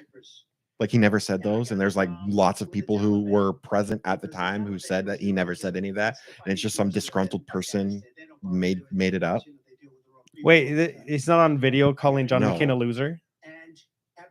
No, There's no video of that? I'm not aware of it. Did he say that at rally? He says, "I celebrate winners. I don't celebrate losers." And he said, "Why do you send me a picture of my house?" I said, "You're going to have to figure that out, Abdul." And for 18 months. So there might have been one or two. I'm pretty sure he did say it. But I'm pretty sure he called most him a of the loser. examples that they drum up are fake. I'm positive on But that. that I mean- one was I won't really. pass everything. I think he did say some things about McCain. I don't know if it's exactly characterized in the correct way. I don't trust anything the media says. Like if they say he said something, my immediate interpretation is that it's probably at least 10 times I not can as remember bad as the way hearing they him say portray that it. one though. You can YouTube it. He said that one. I mean, even one thing, that's like Republican 101. You support your military. Yeah. Was terminated by us because they didn't do what they were supposed to do. And these people did the worst withdrawal, and in my opinion, the most embarrassing moment in the history of our country. And by the Oh, way, wow. that's why Russia attacked Ukraine. I mean, embarrassing, Because they right? saw Not how worse, Right. but just embarrassing. she and her boss are. It was very embarrassing. We literally lost $60 billion of military equipment to the Taliban, as well as leaving tons of people stranded at the airports and having service people die. Yeah, but Biden was also like the third president that said he would pull out. So I mean, yeah, I'll give him credit for pulling out, but he did it in the worst way possible. I mean, Trump probably knows to pull out better than anybody. Yeah. I do think that Trump actually initiated the plans to do the pullout, and Biden was the one that had to execute, and he just couldn't. That she put out, and I'll say that. And then I read that she was black, and that's okay. Oh, no. That's okay with me. That's up to her. Hasn't someone told him not to talk about this? He can't let it go. I wish he wouldn't. I mean, It's like, I think it's a tragedy that we have someone who wants to be president who has consistently, over the course of his career, She was ready for this. race to divide the American people. You know, I do believe that the vast majority of us know that we have so much more in common than what separates us, and we don't want this kind of approach that is just constantly trying to divide us. So what is the point of him even bringing this up? What does he get out of it? How Donald Trump started. that she's not authentic. When she wants points, she'll claim her Indian heritage when she wants points for that. She'll claim Black heritage when she wants points for that.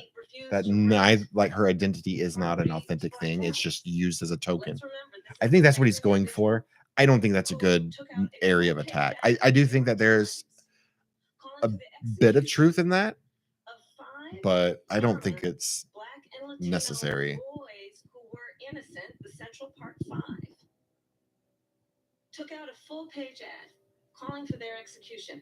This is the same individual who spread birther lies about the first Black president of the United States. That is embarrassing, right? Yes. It was stupid and embarrassing. Yes, I do. Better than that. Want better than He this. watches the news a lot, Want and he someone who just understands as I do takes my it travel hook, line, and country. sinker. Mr. Fake We News. see in Right? each other Watches the news. a friend. Exactly. We see in each other a neighbor. We Yeah. don't want a leader who is constantly trying to have Americans point their fingers at each other. I do think that I meet with this people sounds all the good from time Kamala, who tell me but she "We're not does reading exactly this what she's task saying. force She does the same about thing. Exactly. how we're going to invest in the aspirations and the ambitions and the dreams of the I American mean, you also pointed fingers a lot knowing tonight, that so. regardless of people's Well, colors yes. or the language their grandmother speaks, we all have the same dreams and aspirations and want a president who invests in those, not in hate and division. Vice President Harris, thank you. Lindsay? President Trump, this is now your third time. This is the most divisive presidency in the history of our country. There's never been anything like it. They're destroying our country. And they come up with things like Everything is the most ever. what you just said. Yeah. Going back many, many years, when a lot of people, including Mayor Bloomberg, agreed with me on the Central Park Five, they admitted, they said they pled guilty. And I said, well, if they pled guilty, they badly hurt a person, killed a person ultimately. And if they pled guilty, then they pled, we're not guilty. But this is a person that has to stretch back years, 40, Sometimes 50 Trump years sounds ago. like an SNL version of someone doing a parody of him with the way his Yeah. voice gets. In the history Yeah. of the world. And I'm going to build it again. It's going to be bigger, better, and stronger. But they're destroying our economy. They have no idea what a good economy is. Their oil policies, every single policy. And remember this. Again, these might be cogent points, but they're not related to the discussion at all. No, he can't stay on point to save his No. life. No. The worst inflation we've ever had.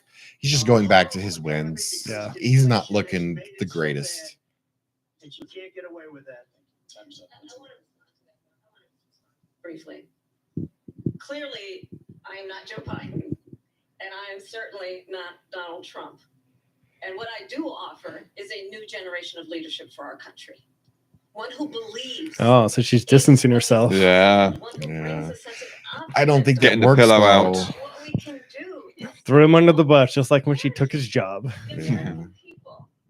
I believe in what we can do to strengthen our small businesses, which is why I have a plan. Let's talk Oh, about that's a our big pivot, plan. huh? Bidenomics, no more. And let's I'm gonna mention that one more time. I have a plan to give startup businesses $50,000 tax deduction to pursue their ambitions, their innovations. So she's got their ideas, one their thing. hard Yeah, work. that's the second time she said it. $6,000 for young families for the first year of your Oh, that's funny. child's The life to help you. extending That the one's pretty child. huge, doubling the child tax credit. Yeah, right? but Trump was the first one that said he wanted to extend it first, and then like 2 months later, then she's like, "Oh, well, I'll extend it even more than you." Wow. Gary, you're just seeing dollar signs in your kids now. Six That's only the grand. first year in their life, Yeah. though. Only first year? That's what she just said. Oh. Really? Yeah, I'm gonna those have are the more. words she just used. As opposed to a conversation that is constantly about belittling and name calling. Let's turn the page Vice President and move Harris, forward. thank you. I feel like that. She's been belittling and name calling him a little bit. Let's turn to policy, please. No, she Yeah, no, she's been hesitated good. and then Yeah, called that's her right. former president. She wanted to. Oh, getting louder. He's Oh no. Uh-oh. In Pennsylvania or anywhere else. That's what her plan is until just recently. I just need to- until just recently. Taking everyone's gun when it came out of nowhere. I'm sorry, we're gonna respond, Vice President Harris. President Trump, this is now your third time running for president. You have They long didn't give her the vowed to repeal response. and replace the Affordable Care Act, also known as Obamacare. You have failed to accomplish that. You now say you're going to keep Obamacare, quote, unless we can do something much better. Last month, you said, quote, we're working on it. So tonight, 9 Always years working on it. after you started running, do you have a plan, and can you tell us what it is? Obamacare was lousy health care, always was. It's not very good today. And what I said, that if we come up with something, and we are working on things, we're going to do it and we're going to replace it. But remember this, I inherited Obamacare because Democrats wouldn't change it. They wouldn't vote for it. They were unanimous. They wouldn't vote to change it. If they would have done that, we would have had a much better plan than Obamacare. But the Democrats came up, they wouldn't vote for it. I had a choice to make when I was president. Do I save it and make it as good as it can be, never going to be great, or do I let it rot? And I felt I had an obligation, even though politically it would have been good to just let it rot and let it go away. I decided, and I told my people, the top people, and they're very good people. I have a lot of good people in this administration. We read about the bad ones. Got the good people, got the best. And so do they. They have really bad ones. They need to come up with a term for how he like repeats the same thing 3 times. You know, There it's must like be a term it's like for a it. Trump haiku. His little tangents. Yeah, A Trump coup. a Trump coup. It's still never going to be great, and it's too expensive for people. And what we will do is we're looking at different plans. If we can come up with a plan that's going to cost our people, our population. I mean, it's good talk, but right now this talk isn't good because it's all if we can come up with a plan. Like this isn't good to talk Exactly, about yeah. until you have something. He has no idea. So just a yes or no, you still do not have a plan. Yeah, see, that's not a good look for him. Right I'm not president right now. there. That doesn't mean you can't drum up a plan. Well, isn't that what happened? He got into office and he had there was a vote to repeal Obamacare, and everyone's like, "Well, what's your alternative?" He's like, "Well, I don't have one yet." So they said, "Well, we're not voting for it." Isn't that the election he was referring to? The vote? Kamala really liked that one. Well, I think it would have just gone back to whatever it was before.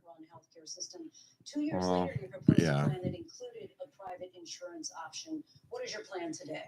Well, first of all, I absolutely support, and over the last 4 years as vice president, private healthcare options. But what we need to do is maintain and grow the Affordable Care Act. But I'll get to that, Lindsay. I just need to respond to a previous point. I would rather not. that the Just former president make your said. points. Let's I move. made very clear my position on fracking, and then this business. You Oh, have not- fracking. The healthcare is such a big issue. That's a really bad look at her. I've made very clear. You were very clear as a candidate that you will ban. You support a total ban on fracking. Just look at the history to know where people stand. When Donald Trump was president, 60 times he tried to get rid of the Affordable Care Act. 60 times. I was a senator at the time. When I will never forget the early morning hours when it was up for a vote in the United States Senate, and the late great John McCain, who you have disparaged as being you don't like him, you said at the time, because he got caught. He was an American hero. The late great I mean, the John McCain, left I will disparaged never him when he was forget that. running for president, It's funny that Very now he's heavily. like on our side No, you don't. when Yeah. after he's No, died. you don't. right? No, you don't get rid of the Affordable Care Act. You have no plan. And what the Affordable Care Act has done is eliminate the ability of insurance companies to deny people with pre-existing conditions. I don't have to tell people watching tonight, you remember what that was like? Remember when an insurance company could deny? I kind of want him just to address the John If someone McCain was a issue. breast cancer Yeah. survivor, if a grandparent had diabetes, and thankfully, as I've been vice president, and we over the last 4 years have strengthened the Affordable I can Care think of a Act, very we have interesting way allowed he the can come Medicare back to on this negotiate topic. I want to prices see if he does it. on behalf Okay. of you, the American people. It's Donald there's a Trump said he was gonna possibility. allow I Medicare doubt to it. But let's He see. never did. We did. And Do you want now to we have the throw out your cost of prediction right now, or at least what he should Prediction say? if he brings in his plan with RF Kennedy Jr. about fixing the health and how the people in the FDA and whatnot, they just in the big pharma, how they have no interest in our health and the food and how it makes us sick and makes us horrible. And he's planned to bring RFK in to refocus those agencies. Is this RFK's plan that he's inheriting? He wants to put RFK in charge of it. And RFK, this is one of his biggest like make America healthy again. Like that's his focus. Do Republicans like RFK? Are they happy about him being with Trump? Yeah. Well, and that's like what boggles my mind is because RFK is not a Republican. Like there are a few lines where he align or a few areas where he aligns with us about gutting the administrative state and realigning the focus of that. But like he's a Democrat, he's pro-abortion, he's like really big in like climate change and that kind of renewable energies and stuff that we're not really fond of. And so to see the support that he's receiving from the right as he's coming under is just that to me is remarkable. Interesting. Vice President Harris, you call climate change change an existential threat. The question to you both tonight is, what would you do to fight climate change? And Vice President Harris, we'll start with you. 1 minute for you each. Well, the former president had said that climate change is a hoax. And what we know is that it is very real. You ask anyone who lives in a state who has experienced these extreme weather occurrences, who now is either being denied home insurance or it's being jacked up. You ask anybody who has been so this is of what that means in a hypocritical statement, because so many times they claim weather is not climate. And so when you reference extreme weather events, it's not the same. Like they go out of their way to make the point that climate change is not the same thing as weather, but then they use weather as an example, as their examples of climate change. I still miss it being called global warming. I'm a child of global warming. Yeah. We have invested in clean energy to the point that we are opening up factories around the world. Donald Trump said he was going to create manufacturing jobs. He lost manufacturing jobs. And I'm also proud to have the endorsement of the United Auto Workers and Sean Fain, who also know that part of building a clean energy economy includes investing in American-made products, American automobiles. It includes growing what we can do around American manufacturing and opening up auto plants, not closing them like happened under Donald Trump. Vice President Harris, thank you. That didn't happen under Donald Trump. Let me just tell you, they lost 10,000 manufacturing jobs this last month. They're all leaving. They're building big auto plants in Mexico, in many cases owned by China. They're building. The debate gets so annoying when it's like, no, you did that. No, you did that. Yeah. Into the United States because of these people. You lost manufacturing jobs. No, you lost manufacturing jobs. I do think Trump made way better atmosphere to bring manufacturing jobs back to the United States. They need to have like a third mediator fact checker right in the middle, and after every line, he just gives like a green check mark or a red X. Right? We'll just give him like a bat, and he just hits them when they're lying. I just wish we could find someone that's a good fact checker, because so many times I look at these fact checks and like the mental gymnastics they go through to make something be true or false is just like, it's so ridiculous. Why did he get $3.5 million from the mayor of Moscow's wife? Why did she pay him $3.5 million?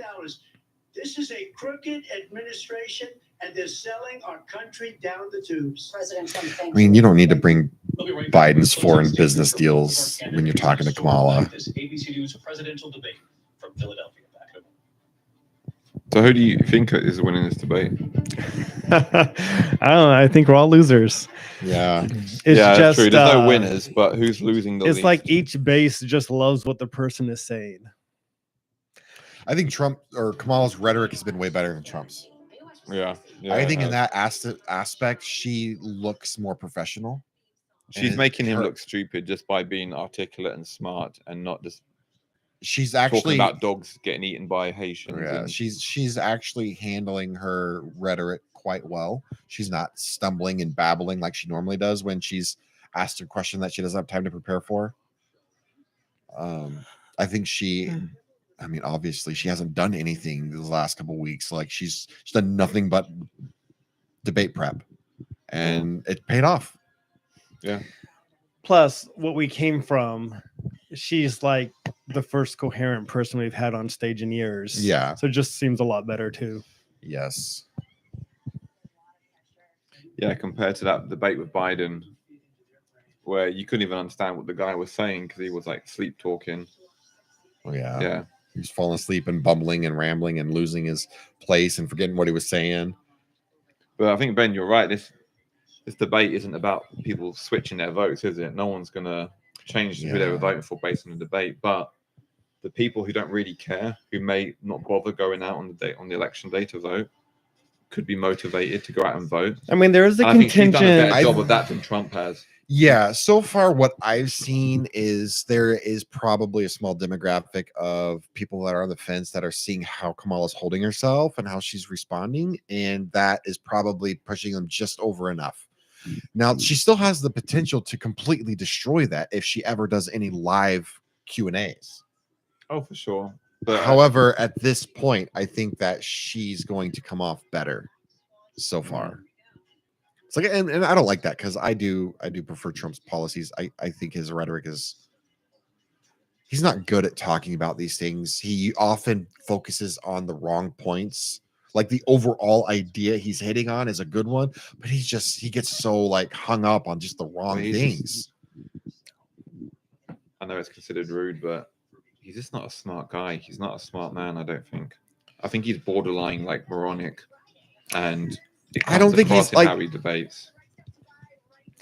So like RFK Jr. and Tulsi Gabbard and all these other people that on the left and right that are in Trump's camp right now, that I listen to their commentary and whatnot, a lot of them, when they meet Trump and they talk to him in person, like even Elon Musk, it's like when they talk to Trump, it's just like they have like a different impression of the Trump that we don't see when he's on the debate stage. Just like, and I wish that I could see what they see, because it's like all these people that I respect like Trump and respect him and talk about how he is when they meet him one-on-one off the cameras and stuff. And I do wish that we got to see that side of Trump. But do you think it could be like how Kamala said, in that these people are just manipulating Trump? They're giving him flattery, and in return, he's going to give them whatever they want. No, I don't think that. RFK Jr., he's been very on his principles, like I don't want to say like, I don't know how to say it. Like I don't see him ever kowtowing and just lying. Who, Musk? No, RFK Jr. I mean, I don't see Musk kissing up too, because he has nothing. Like his all volunteering to do this whole government efficiency thing for free. He's not looking for, for that kind of stuff either. I just wish that this Trump that they all say they see, we could see too. So I have a way to measure intelligence. What you do is you take every president ever, you take every word they've ever said publicly, and then you run it through an algorithm to see the average syllables per word that they say. And I guarantee you Trump would be the lowest ever syllables per word president ever until Biden came along. Yeah. So now second lowest syllables. I don't know how many syllables do you give his bumbles? Some of his made up words had a lot of syllables. Yes. I mean, yeah. Well, this is it. Closing debates. Is Trump going to drop the C-bomb? He's getting more and more feisty the longer it goes. Yeah. Closing statements. Here we go. So I think you've heard tonight two very different visions for our country. One that is focused on the future, and the other that is focused on the past, and an attempt to take us backward. Yeah, this is a pre. Oh, for sure. And I do believe, and it doesn't match with what we just witnessed. I mean, yeah, Trump had some stuff in the past, but he did say a lot of stuff about the future too. Is she going to say it? Say what? The thing about being unburdened. She loves saying I would that. love if they said that. Unburdened by what has been. No, honestly, they both said a lot of the same thing. They were just blaming each other for the problems. Yeah. Investing in small businesses, in new families, in what we can do around protecting seniors. She's got her three policies that she is just acting as if it's some comprehensive overhaul. Childcare credit first year in the startup business, $50,000. Yeah. And the one for new home buyers, like a $25,000. She didn't bring that up in this. She didn't, actually. That's a good point. She didn't, but she has said that. Yeah. Again, these are also things that you can just say. They don't mean anything necessarily either. Exactly. Lethal fighting force in the world. I will be a president that will protect our fundamental rights and freedoms, including. Is a Democrat talking about building up the military? Isn't that normally like? And she threw out aren't they normally against military spending? And she threw out the word freedom too. Ooh. I was an attorney general, a United States senator, and now vice president. I've only had one client, the people. And I'll tell you, as a prosecutor, I never asked a victim or a witness, are you a Republican or a Democrat? The only thing I ever asked but them, you did intentionally keep them in jail so that they can give you free firefighter labor even when they were innocent. And you did go hard against marijuana users while you yourself were smoking weed. So what we can do over the next 10 and 20 years to build back up our country by investing right now. is she talking about making America great again? Doesn't that sound like Trump? That could have been. That was a bit that could have Trumpy, been yeah. Trump. Started by saying she's going to do this, she's going to do that, she's going to do all these wonderful things. Why hasn't she done it? See, this is not pre-script. It's just he's off the cuff as always. I mean, and this is a fair point because with how bumbling Biden is, there's like if she wanted to push something through past Biden, it's so easy. Yeah, but at the same time, he also had his 4 years in office. Exactly. Yeah. Yeah. I mean, but he did accomplish some stuff. He didn't accomplish everything he wanted to, and yeah, there are some negative marks about that. But he did get some stuff done. But you're also not supposed to get everything done you want. That's why we have a Congress. Yeah. You believe in things like we're not going to frack, we're not going to take fossil fuel, we're not going to do things that are going to make this country Yeah, strong. both of them whether are. you like it or not. Germany tried that, and within 1 year they were back to building normal energy plants. We're not ready for it. We can't sacrifice our country for the sake of bad vision. But I just ask one. I mean, that's a good line. Yeah, it's not bad. Why didn't she do it? We're a failing nation. We're a nation that's in serious decline. We're being laughed at all over the world. All over the world, they laugh. I know the leaders very well. They're coming to see me. They call me. We're laughed at all over the world. They don't understand what happened to us as a nation. We're not a leader. We don't have any idea what's going on. We have wars going on in the Middle East. We have wars going on with Russia and Ukraine. Russia. He's like growling. And they're doing war like no other. He's Start Tony the barking. tiger over there. Weaponry. I rebuilt our entire military. She gave a lot of it away to the Taliban. She gave it to Afghanistan. What these people have I think they done both to have our veneers. country, and maybe toughest of all is allowing millions of people to come into our country. Many of them are criminals, and they're destroying our country. The worst president, the worst vice president in the history of Oh, our wow. country. President Trump, thank you. And that is our ABC News. What a line to go out on. Yeah. Philadelphia. I mean, I think all the immigration points he's hitting on, there's a lot of people in the inner cities that are going to feel that. Are they Because- gonna shake hands at the end? Let's see. Awkward. Oh, he's No. done. That guy looked like he wanted to die that Trump got the last word. Yeah. They had to end it. Yeah. Yep. Yeah. Because once they started shipping all the immigrants up to all the cities, to Chicago and to New York and all over to all those Democrat cities that are, well, we welcome immigration, and then all the immigrants show up and we're overrun. And what do we do? There's a lot of people that. Actually, I hate that busing thing. Okay. I hate that they're Let's just talk like about that. using people as just like pawns. They don't care about the humanity of the issue at all. It's like, Well, all right. Well, let me ask you a few questions about that then. All right. So you're a border, right? You're a border city. You're overrun. So is it more humane to constantly increase and overpack more and more, or to ship these people to the cities who have stated that they welcome migrants? Like, what's more humane? Send them to a city that says they're going to take care of them, or to keep overflowing even more and more when you already don't have the space? well, I think if you're a Republican and you say that you're like a godly Christian person, you help take care of people that are in your city that you have governance over. But the whole busing thing, it's so dirty. It's like making people subhuman.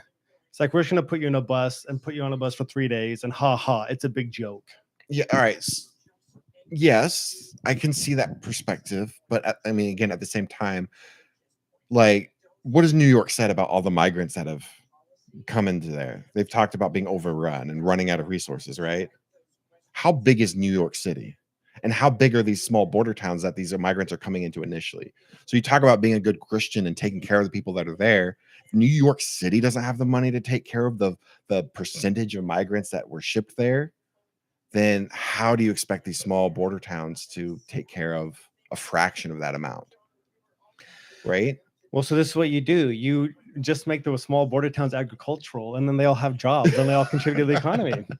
I mean, so I'm from a border state in the southern side of it. Right. And my whole town is like 90% Mexican immigrants. You're right. And not legal either. And it's just like, all the southern states are basically just Mexico. Yeah. Like sending a few bus out isn't going to change that. Like the southern U.S. is Mexico now, so just embrace it. So you're going back to the 51st state. But again, Yes, exactly. a majority of these aren't Mexicans coming across.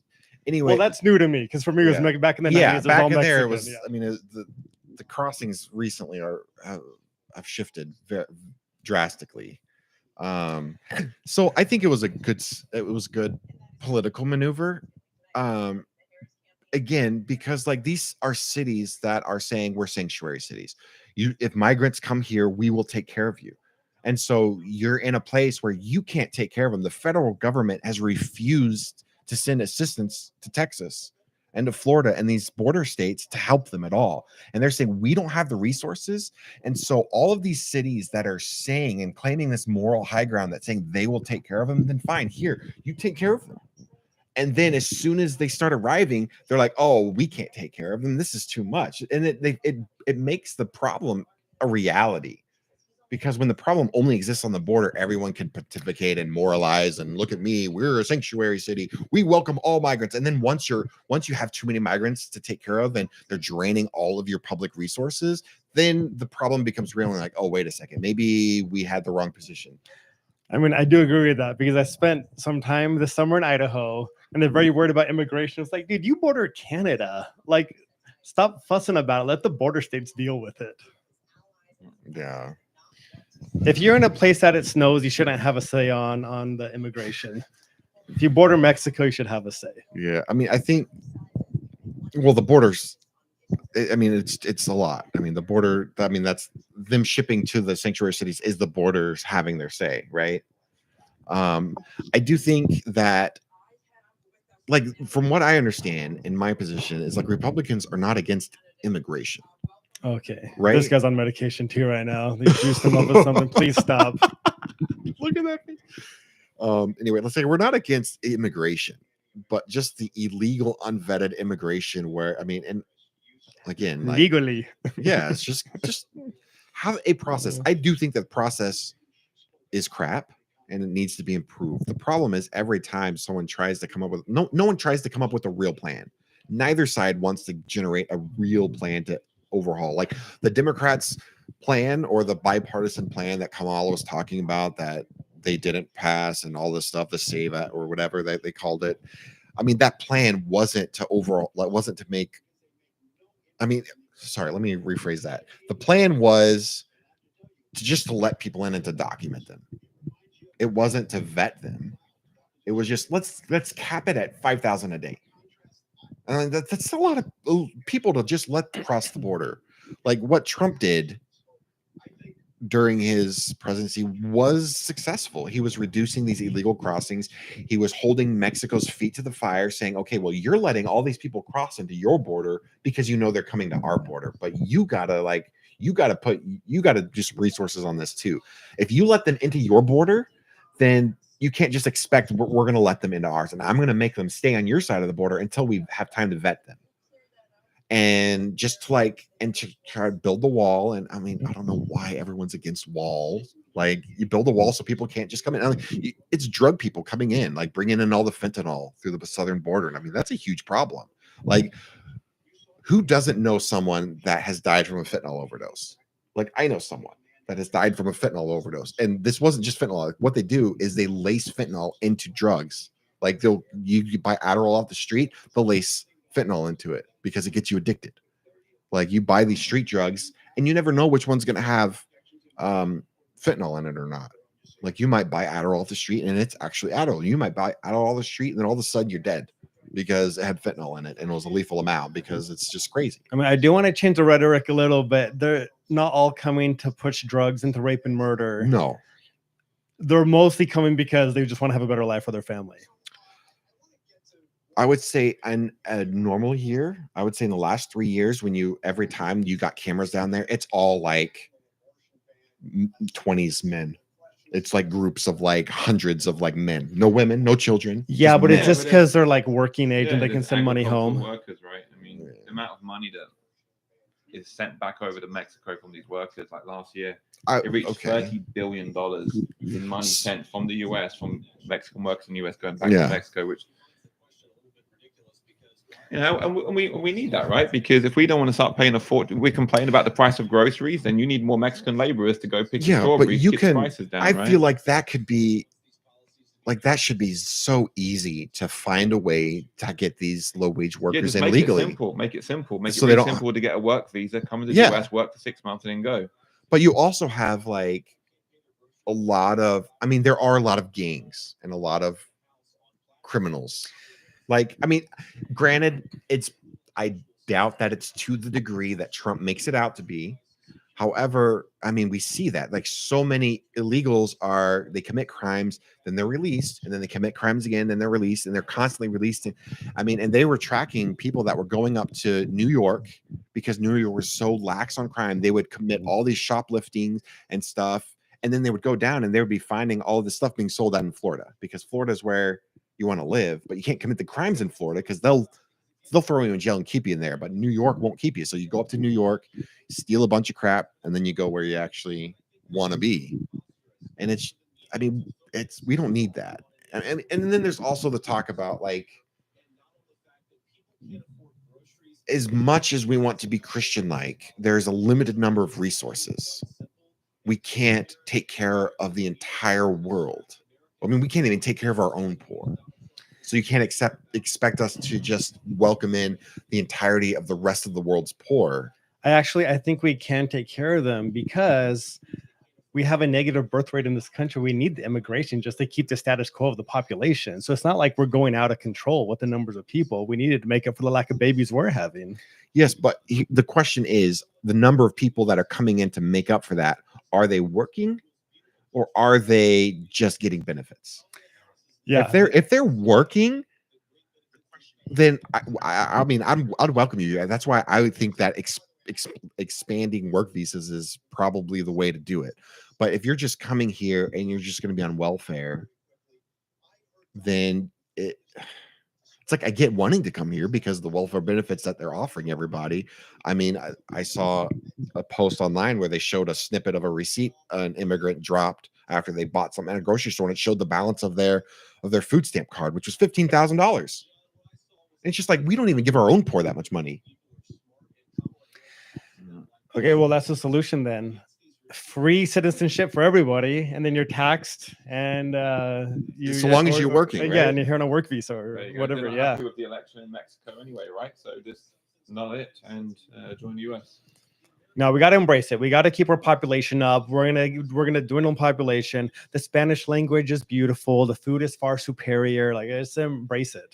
Yeah, I mean, I'm all for embracing immigration so long as there's a plan to it, and there's at least got to be some vetting, because I mean, there's so many issues. Like, I mean, I've seen people talking to border agents where it's like, when you have kids coming across, you'll have these little kids, they come, they just give an address, and it's usually the same address, and they know that they're likely sending these kids into these child sex rings or whatever, and they can't stop it because of how many people are coming and all the stuff that's going on. It's just like, unfortunately, like, that kind of stuff is happening. Yeah, all the like cat eating stories and the drug pushing stories, it's just rooted in like enough racism that it really bothers me, or at very least it's rooted in the xenophobia. And it's just fear mongering. They're coming for you. They're different. They're not us. But I think it's fairly documented that all the fentanyl in the country is coming through the southern border. And like I said, it's just like, it's rare to find someone who doesn't know a person that hasn't died from an overdose. It's that many fentanyl deaths. We could do a whole podcast on this one, I think. But have we got 2 people watching? There's a 2 next to people. We have fans. Wow, 2 people. I mean, one of them is probably me. I want to see if it was right. Yeah. Oh, well. Okay, so bottom line, anyone moving the needle on how you feel on either of the candidates? I mean, I don't think anything. Kamala won the debate. She won the debate. If there was a way to say it was a winner, she did better than Trump. If anyone benefited from the debate, it was her. It wasn't him. Yeah. He didn't persuade anybody. He didn't win new voters, I don't think, in anything he said. No. I think she may have done that. She may have motivated Democrats who really think. So what I'm going to say is it's going to depend on how social media does it. if social media, if people are on there and they're able to take all of Kamala's statements and juxtapose them with other things she said, because they sound really good on their own. Like if you're just watching the debate, she sounded great. But if you take her and put her next to herself at other times, like you can diminish that. And if those are the types of clips that go viral, she's not gonna, because most of the people are gonna really, they didn't watch the debate. Yeah, they didn't watch it live. Like They're gonna see the highlights. They're gonna see the clips. They're gonna see the stuff on Twitter and on TikTok. And I mean, so it's really up to that. Yeah. Oh well, should we wrap it up? I mean, we could do multiple episodes on all the issues they talked about, but in terms of the debate, yeah, Kamala won the debate. All right, we spent 2 hours watching this, and nobody changed their mind. Good use of our time. American democracy. Yeah.